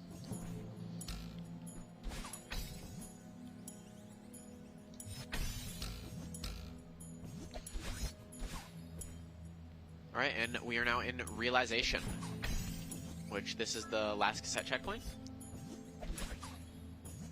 So after this checkpoint we get to my favorite part of the map. Yeah, and most people's favorite part of the map. Which we will be seeing shortly. Keep your ears out for the music. We'll mention it again when it happens. Yes. There's gonna be some custom music made by the Gur90. Shout out to the Gur90 already. Yeah, it's like so good. Yeah. Also, shout outs to there's so much custom music made for mods and stuff. Like we mentioned a few times, the mod Strawberry Jam. That is, I believe, over 9 hours of original music. And all of it are bangers. It's so good. If you do want to check out mods, like. Just to get started, Strawberry Jam is what I highly recommend. Not only is the quality insane, but it has 116 maps ranging from beginner to grandmaster. There are all the different lobbies. So that is a bit unfortunate, but this is like the most likely room to lose. Oh, don't do that. Don't. And yeah, that cassette block at the bottom of the screen right now is where we raise it way up to do this room. Yeah, that's the jump off the side of the cassette like that is very precise. It's very difficult, but. So yeah, unfortunately, if this run did happen to PB, it would be invalid, but I don't know. And we're not on PB pace, so it's fine. Okay. Yeah, huge frauds in chat. That is fair. I did tell her this when she said she would have to do that. It's okay. It's for a charity. It's for the showcase run, you know. So this is the final room in the checkpoint. This is also one of the hardest rooms in the map. This room is very scary. Yeah, this is where her first final third entry died. Actually, to this jump right there. And shoutouts to Slad Koru. Also, I think they're taking a bit of a break for it. Also going to 9D for 90. and they PB'd like 2 inputs later, which Yeah. is absolutely insane, especially because this room doesn't even seem like a choke point. So they had the new distance record by about 2 inputs, which was absolutely insane. It's fine. This room is really difficult, but neither of us died to the extra hard part. Yeah, which is really funny. Like, both deaths were crazy. And yeah, Slat also, I believe, fluked all of Sunrise running and got him. Yep. Which is quite absolute, like, fluked from final room or second last room response, which was a crazy fluke. So I'm gonna quickly turn off the Jolly mod again. We don't need it anymore. And oh, and here we got to turn up your audio for this one. We got some bangers incoming. This is Parting. Yep, and we're back to the flags, flag 25. Are you not gonna go for pummies? No, don't call it that.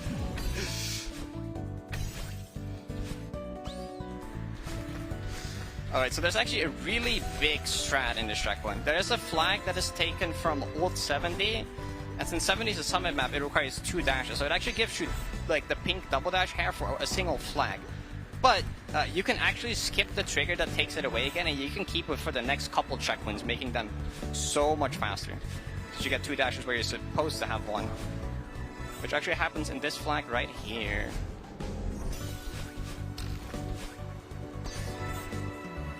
There's a couple places where I need to watch out to not lose it by accident, though. It's now a good time for another few donations. Yeah, sure, go for it. Alright, we have 3 different $5 donations from Anonymous, keeping the $5 train alive. We have another 5 from Do Re Mi Fa Sol La Ti Do. This one is for MF Hood. We have $5 from Dwibs to dribble it. We have $5 from Noilos. And then we have $5 from Richard saying, Ludwig, you remind me of my oldest brother. I guess I just barely missed it there. It's hard to hear the audio for it, because there's so much sound happening. But I have to do some precise off-screen dashes to be able to skip this trigger.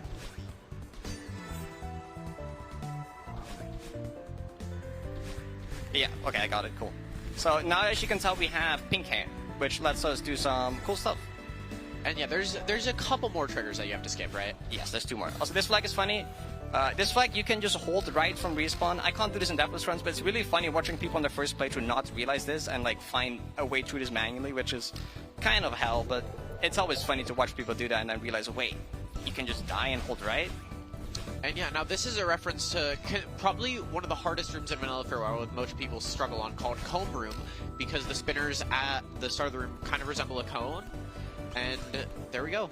Nicely done. And now we are in plural, right? Yes, this is the next checkpoint.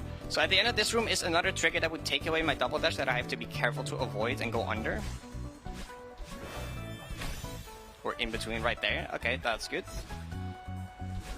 So there's one more spot where you can lose it, but that one's pretty trivial to avoid, so we should be safe from here.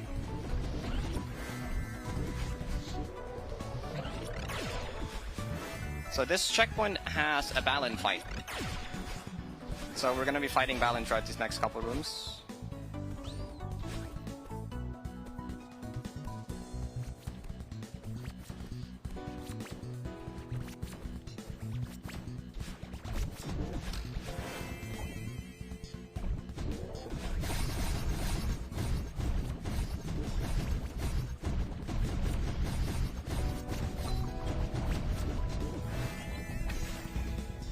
This room, I don't quite remember what to do. Wait, let me check real quick.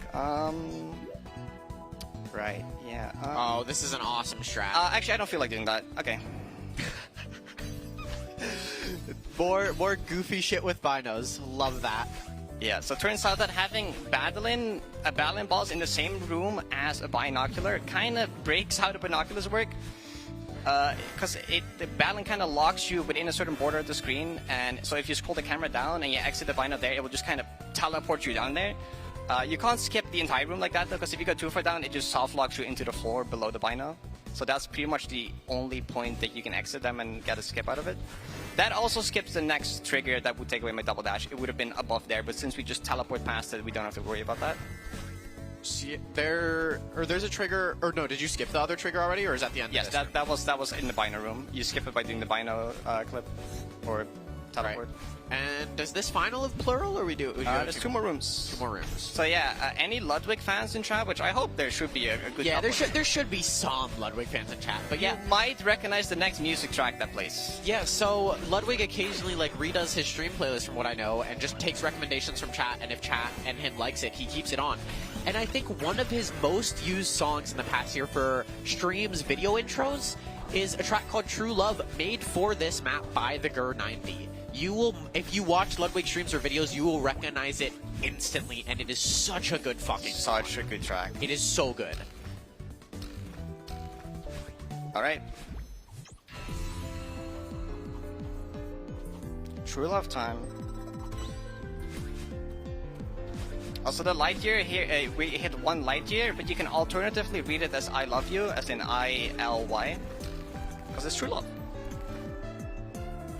Yeah, this song is so good. Yeah, can we get some cat jams in chat? Yeah, there's plenty already. Huge. Don't worry about it. Oh, you cannot fastball with that. Okay. And so yeah, this checkpoint is coming up on where Parrot's PB is. So everything in this map up to here, she has done without dying. Yes. Which I've is gotten here kind of without fucked dying up. before.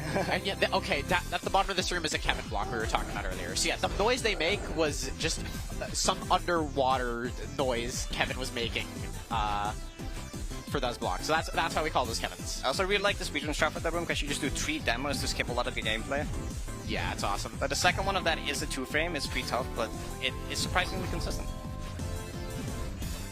Yeah, again, this is a hard run. There's like a lot of like 2-frame windows and stuff like that. This is not an easy run at all.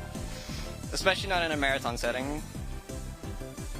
And yet we are getting close to the end of the flags.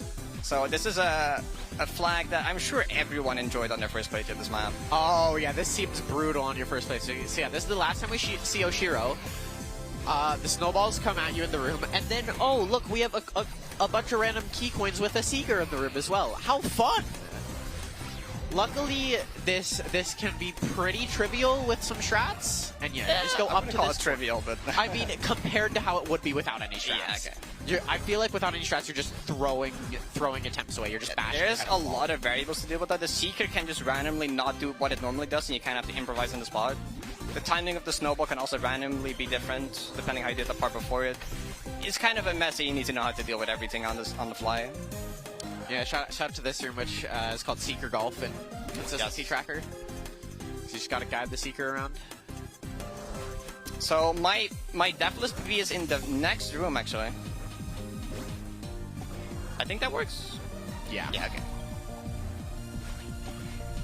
So yeah, was it on the first neutral up the wall or the last one? It was the first one, below the spinner. We'll see it in a second.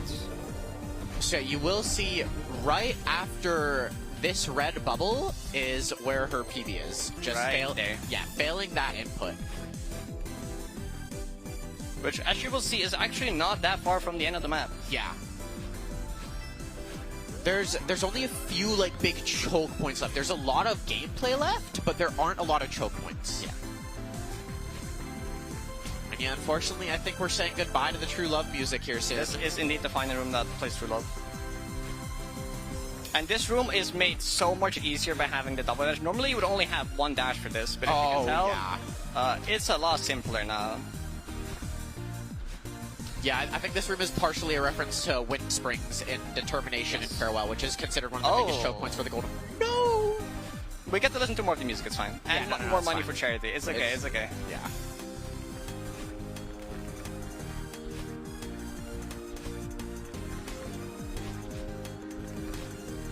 And so yeah, we're coming up on what the end of the GDQ hotfix run was. Yes. So she actually hasn't been able to showcase any of this on any sort of marathon stream.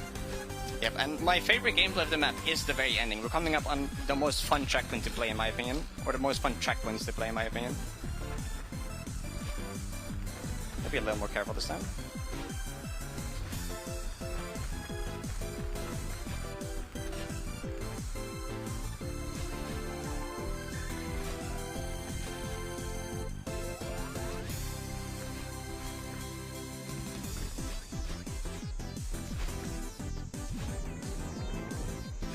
Also, fun fact, if you do this checkpoint perfectly deathless, it actually is perfectly the same length as the song. The music perfectly starts looping again at the end of the section if you do Deathless, which is awesome. Can we get some trans rights in chat? Trans rights. Can we get some trans rights? All right.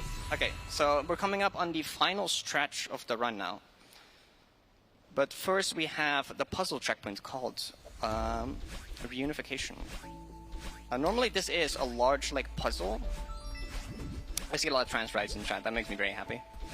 But since we smuggled the double dash from way earlier, we can basically skip most of this puzzle. Yeah, and we will only need, because yeah, you need 4 keys throughout the checkpoint normally, right? Yes. And yeah, since we have one already, or no, do you need 5 since you already have one? You need 5, yeah. Yeah, so we need to use this one, and then we just get 1 more key, because we will be skipping 3 key doors. So normally you would have to do a lot of puzzle, get a double dash, do more puzzle, get the jellyfish. Since we already have the double dash, we can just get the jelly immediately and leave.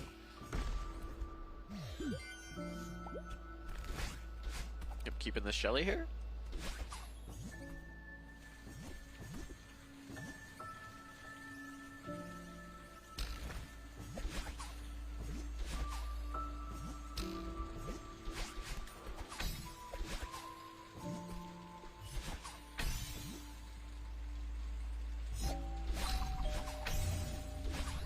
And that is it already. Okay, so I do have to be careful with how I use this next key, because if I mess it up, it's kind of bad.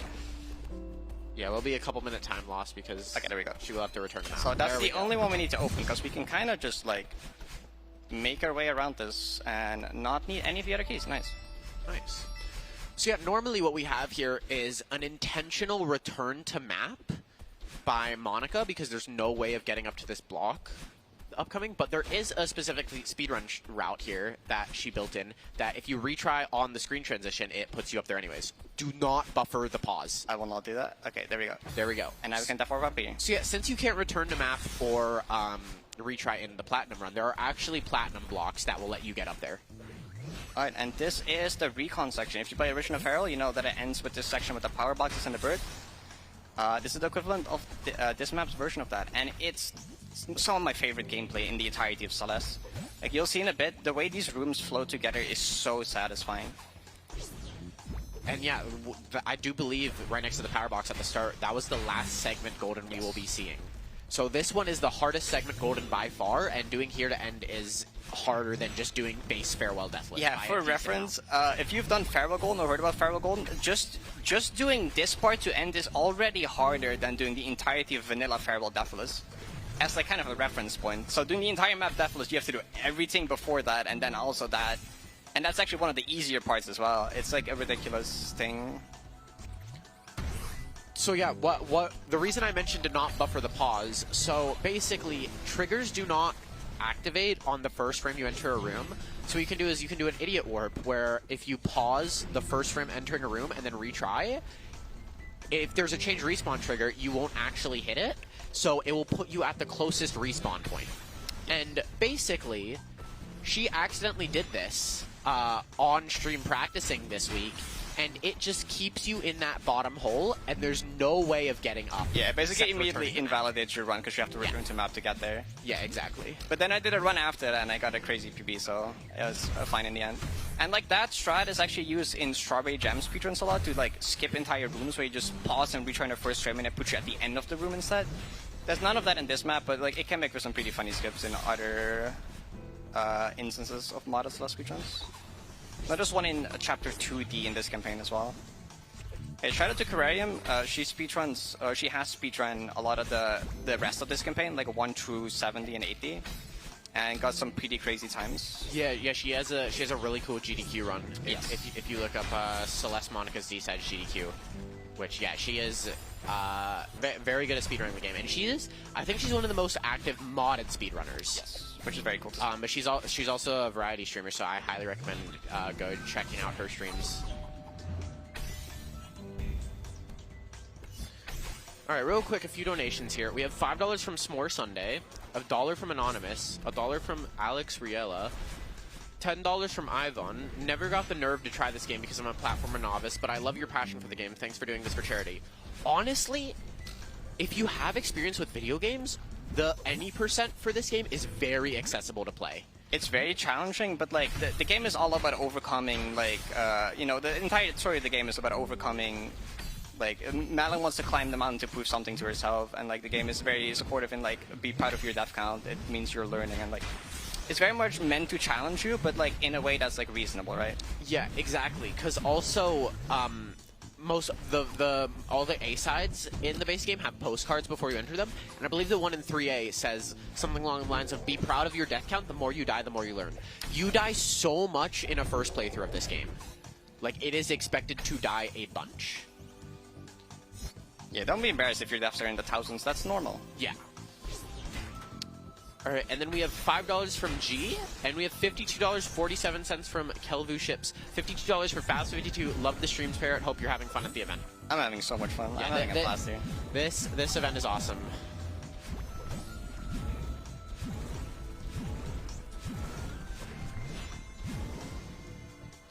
Yeah, super fun. I hope this continues to happen yearly, because not only does it raise a lot of money for charity, which is awesome, but it's just super fun to be at.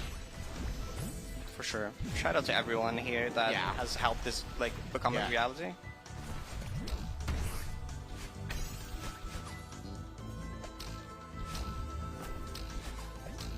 So here you can start to see like how the rooms kind of flow into each other. There's no like breakpoints between the rooms where you like rest on some floor and not even entire side. Like the rooms are kind of like one. This entire checkpoint is kind of like one continuous room almost, and it's so satisfying to do Deathless all in one go. Like here's where you just go into the bird choice into the next screen, right into gameplay immediately. All right, and then we have another 5 from Kelvu Ships. I donated the 52.47. Anyways, good luck, have fun. $52 for Fast52. And then we have another 5 from Do Re Mi Fa Sol La Ti Do. This one is for Aiden. Absolutely carrying the $5 train. Huge. Shout out to all the donations from them.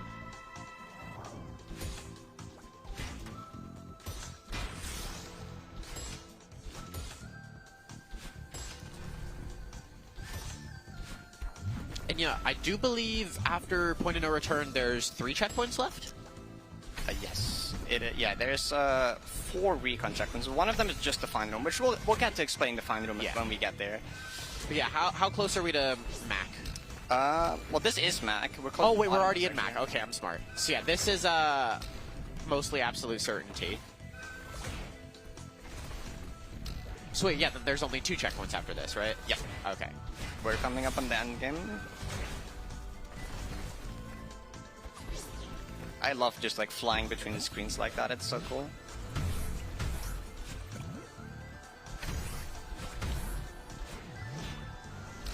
Oh, and we have $52 from Marie S, which I do believe that is my mom donating. Oh. Shout out to my mom. She came with me. She drove me out here last year for Fast 50 from Vegas, but she's been really busy this year, so I flew out on my own. Yeah, shout out to her for being super supportive of me for everything I do.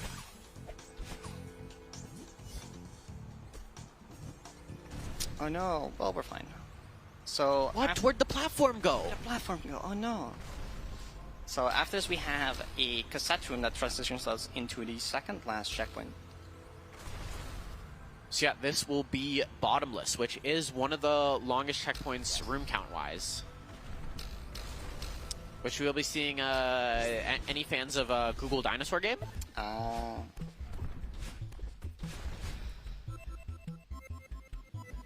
forgot how slow the cassette is in this room. Yeah. The music sounds so weird. Like cassette music, I swear, cassette music sounds normal when it's going fast. Because like you're used to it going fast, but it sounds so weird this slow. It's kind of a vibe though.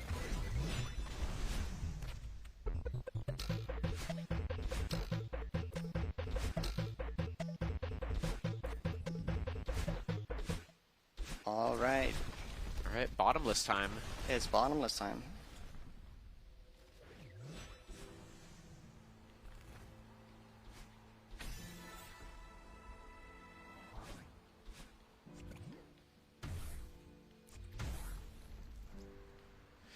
Yeah, and it's awesome seeing this because this is probably the least showed checkpoint on your streams, right? Yeah. Because not only you never get here in runs, but also you usually practice final checkpoint to end. Yeah, at this point I'm very confident of my skill at these checkpoints, so I don't practice them that much anymore. Because, yeah, you've started doing just final goodbye and platinum rooms deathless. Yeah. Or at least just going through them at the end of Which is a shame, because these rooms are so fun and so cool.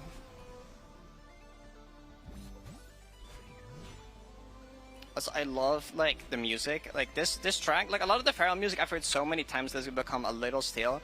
This track, though, called Farewell, has never gotten tired to me. Yeah. Does this play in, does this start in Recon, or does this just play in Farewell for base game? This is, like, halfway through Recon. Like, this music kind of, like, slowly progresses the further you get. Oh, gotcha, yeah.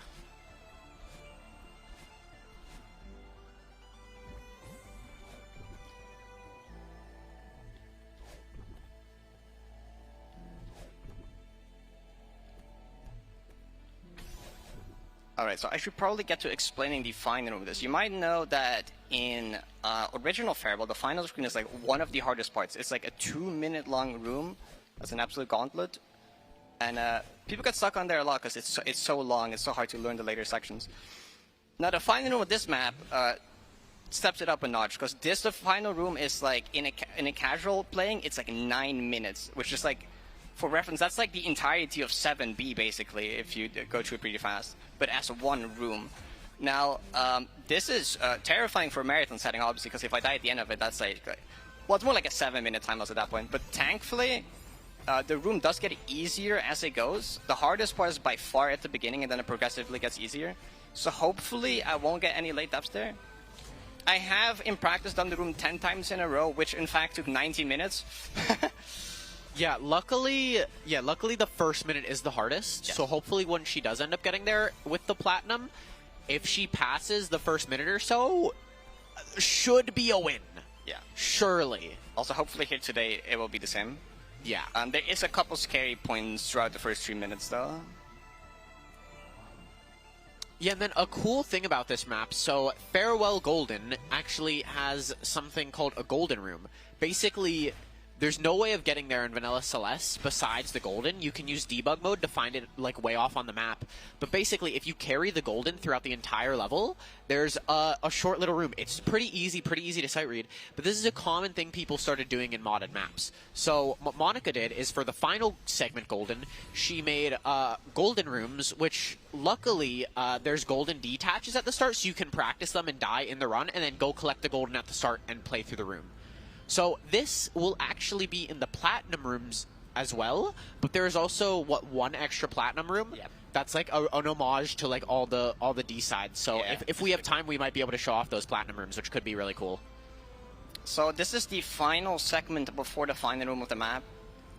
This part, it takes away your dash. It's just like kind of running and jumping. It's kind of like the Impossible game or Jump Dash or the Google Dinosaur game, as people often refer to this.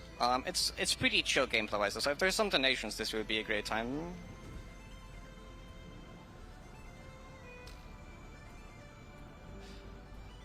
We have $5 from Jamming Janelle, Love You Parrot, Trans Rights, and Free Palestine. Hell yeah. We have $5 from Divey. And then we have another 5 from Do Re Mi Fa Sol La Ti Do. Wicked Awesome changed their name, so this one is for Wicked Spooky.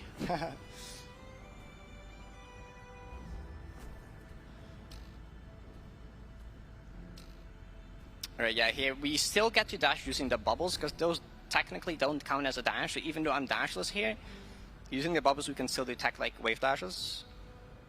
So this is the Google Dinosaur room. Pretty much like you remember it, right? And then also these move blocks are stuck in the floor, but like right before they break, they still give you a speed boost forward, so if you time your jump correctly, it gives you a bit of momentum.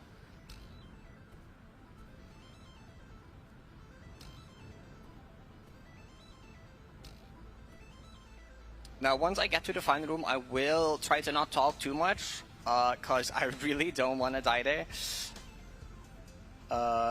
But it is quite a spectacle to watch, so I hope you enjoy watching it. We're still like a handful of rooms out, though. And here we get to the best part of the music. The climax of the song is so good.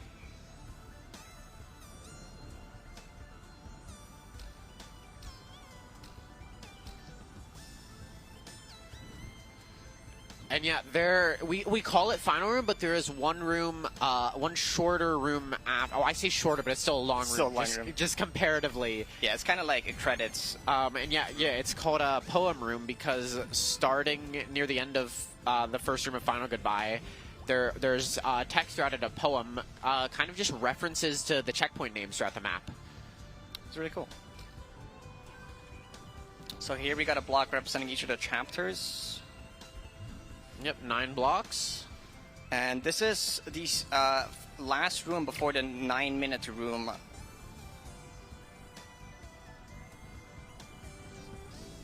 And actually, the beginning of that room is one of the hardest parts of the entire map, which is like kind of diabolical to put so far at the end, especially for a Deathless run. Alright. Wish me luck, chat. Alright, good luck. That's fair, that's a hard input. That input is not possible. That's probably the most expected death to have in a platinum attempt.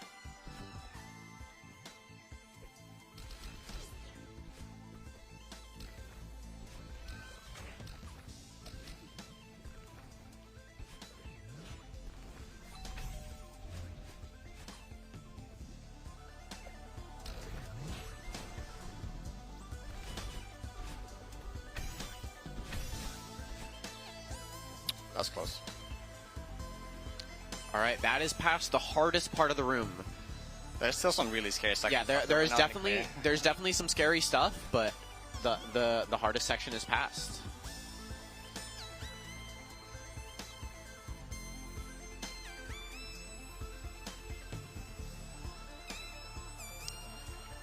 Alright, we have $5 from Sean saying charity. We have $5.20 from Lily saying shoutouts to the gays and trans people and the gay trans people. This is true. We have $5 from Freddy the Cat saying gameplay looks incredible. And we have $5 from Strands of Ivy saying this Nene is pissing me off. I'm the real Ivy. There's like 4 Ivies that are active in the modded Celeste community. It can be confusing.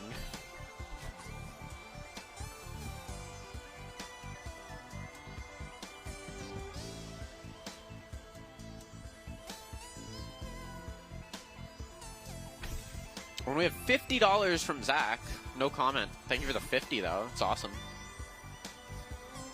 So these black particles, if you touch them, change the wind to downwind. So you want to avoid those. And this next part is actually one of the scariest parts of this room. So yeah, have to have very precise right and left taps to not hit the lightning. There we go. Lightning hitbox are a bit deceiving, or a lot of hitboxes in this game are. A lot of hitboxes are more lenient than you think. So that's why a lot of the times Madeline looks like she's just in stuff that would kill you, but it's not killing you.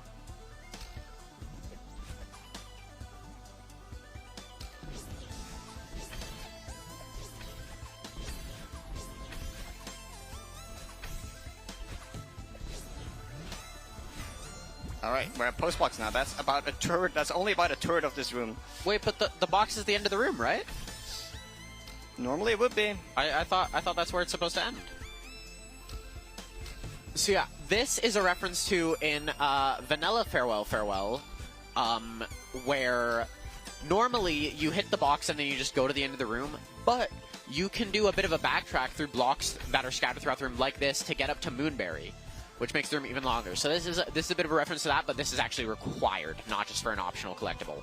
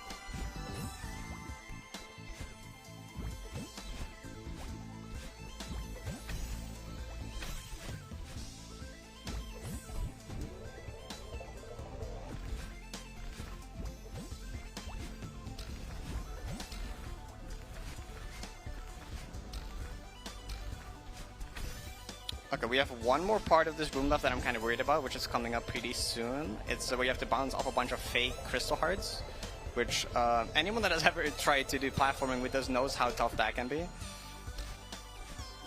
Yeah, if anyone's played Belated Valentine's Day in the Strawberry Jam Advanced lobby, that level can be brutal.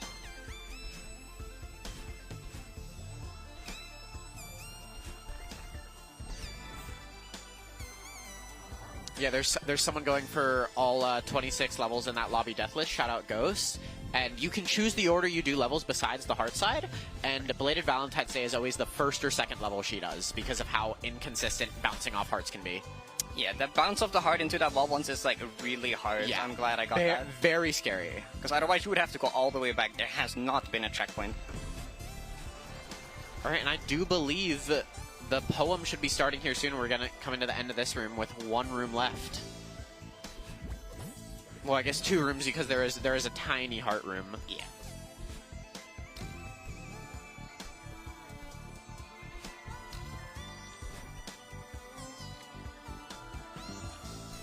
We have $25 from Neon Isn't Real. W Stream Free Palestine. I want that cube. We have $5 from Cats on Luna saying :3, and $5 from Fawn saying trans rights free Palestine. Oh yeah, so we do see some text around here. You might have noticed. Yeah, Curiosity is the checkpoint where camera smuggles in. We saw Glimpse of Freedom already. And I think I missed the first 2. Yeah, so up next will be something about dedication. Yep, unrelenting dedication. Memories should be up next after that. But yeah, the poem is super cool. It's an awesome detail. Haunting memories, creation. Oh, lag that. That's scary.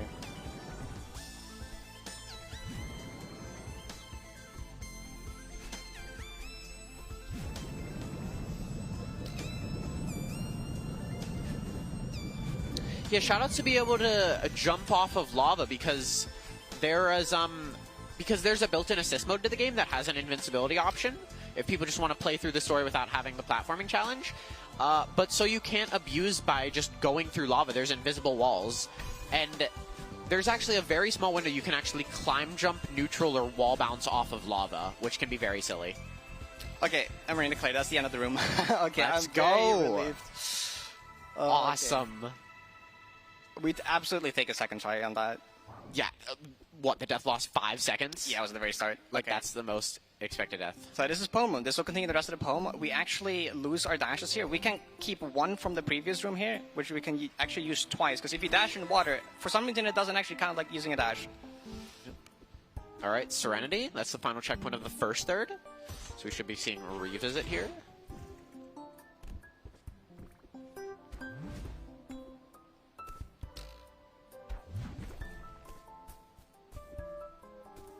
Yep, to revisit the world once again.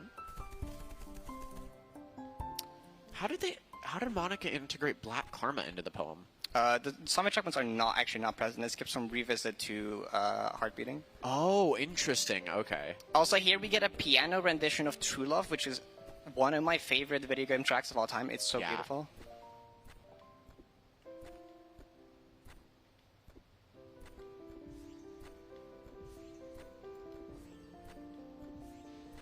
Shout out to the invisible cassette blocks here.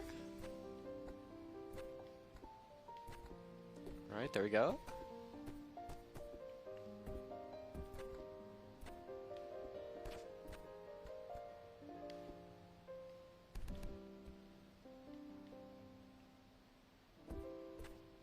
Nice. I swear this room makes me like tear up every time. This is awesome. Such a nice ending to this map.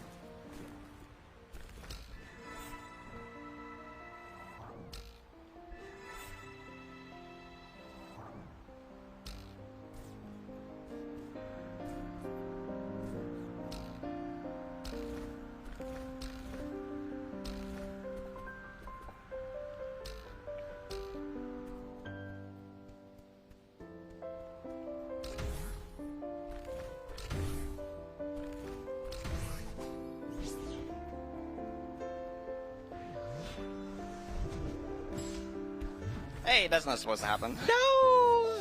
Oh, there's respawns. Okay. Yeah, it is respawns in it. Okay. Don't worry, don't worry. I was about to say, oh, bye 3 minutes or something. This room is chill like that.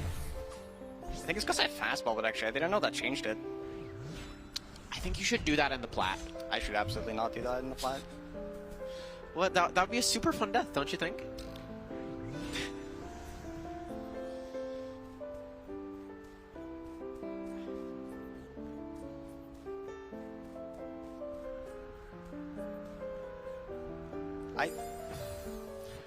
That puts you back. Oh no. I zoned out for a second. This might be a good time to do shoutouts actually, since this is just going to be a little auto scroll until the end. I want to shout out the Celeste community for being like a really awesome place. I want to also shout out the modded Celeste scene. It's so much fun. Please give modded Celeste a chance. It's awesome. There's like high quality stuff for all skill levels. I highly recommend getting into it. I also want to shout out my parents who are watching from home. Hi. And my girlfriend Izzy. Love you. What else do we have? Yeah, shout out to the charity, of course. And Ludwig for inviting me here. Being able to show off this map here in the big stage is like genuinely a dream come true. I'm so happy to be here. And yeah, we're coming up on the end right here. Yes, one final room, and time will be when the timer in the top left stops about 2 seconds after the heart collect. We can jump a bunch to make it a bit faster. Every time you jump, you save, is it 1 or 2 frames? It's like a little bit. Something like that, yeah. Alright, going just to get a double dash crystal here so we can dash into the heart. Yeah, because you don't actually have a dash here to grab the heart. Just a bit of a mini puzzle to get it. And that's gonna be time. Awesome. Sub 2 hours? That's pretty good. We take those. Sub 2 hours on a marathon setting is absolutely awesome. Yeah, this is such a difficult run. This map is hard. Yeah. Yeah, what, only you and Spirialis have sub Yeah, there's only 2 people that have sub 2s, and one of them is myself. And then, yeah, I think someone has sub 2 on old 90. So how much money is that for charity? That is $92 from both of us. All right, perfect. All right, Awesome. where can you find me? I stream daily over on twitch.tv/parrot_dash. I do runs of this like most days of the week, so if you want to watch me try and do this map completely deathless, which I am getting pretty close to, go check out my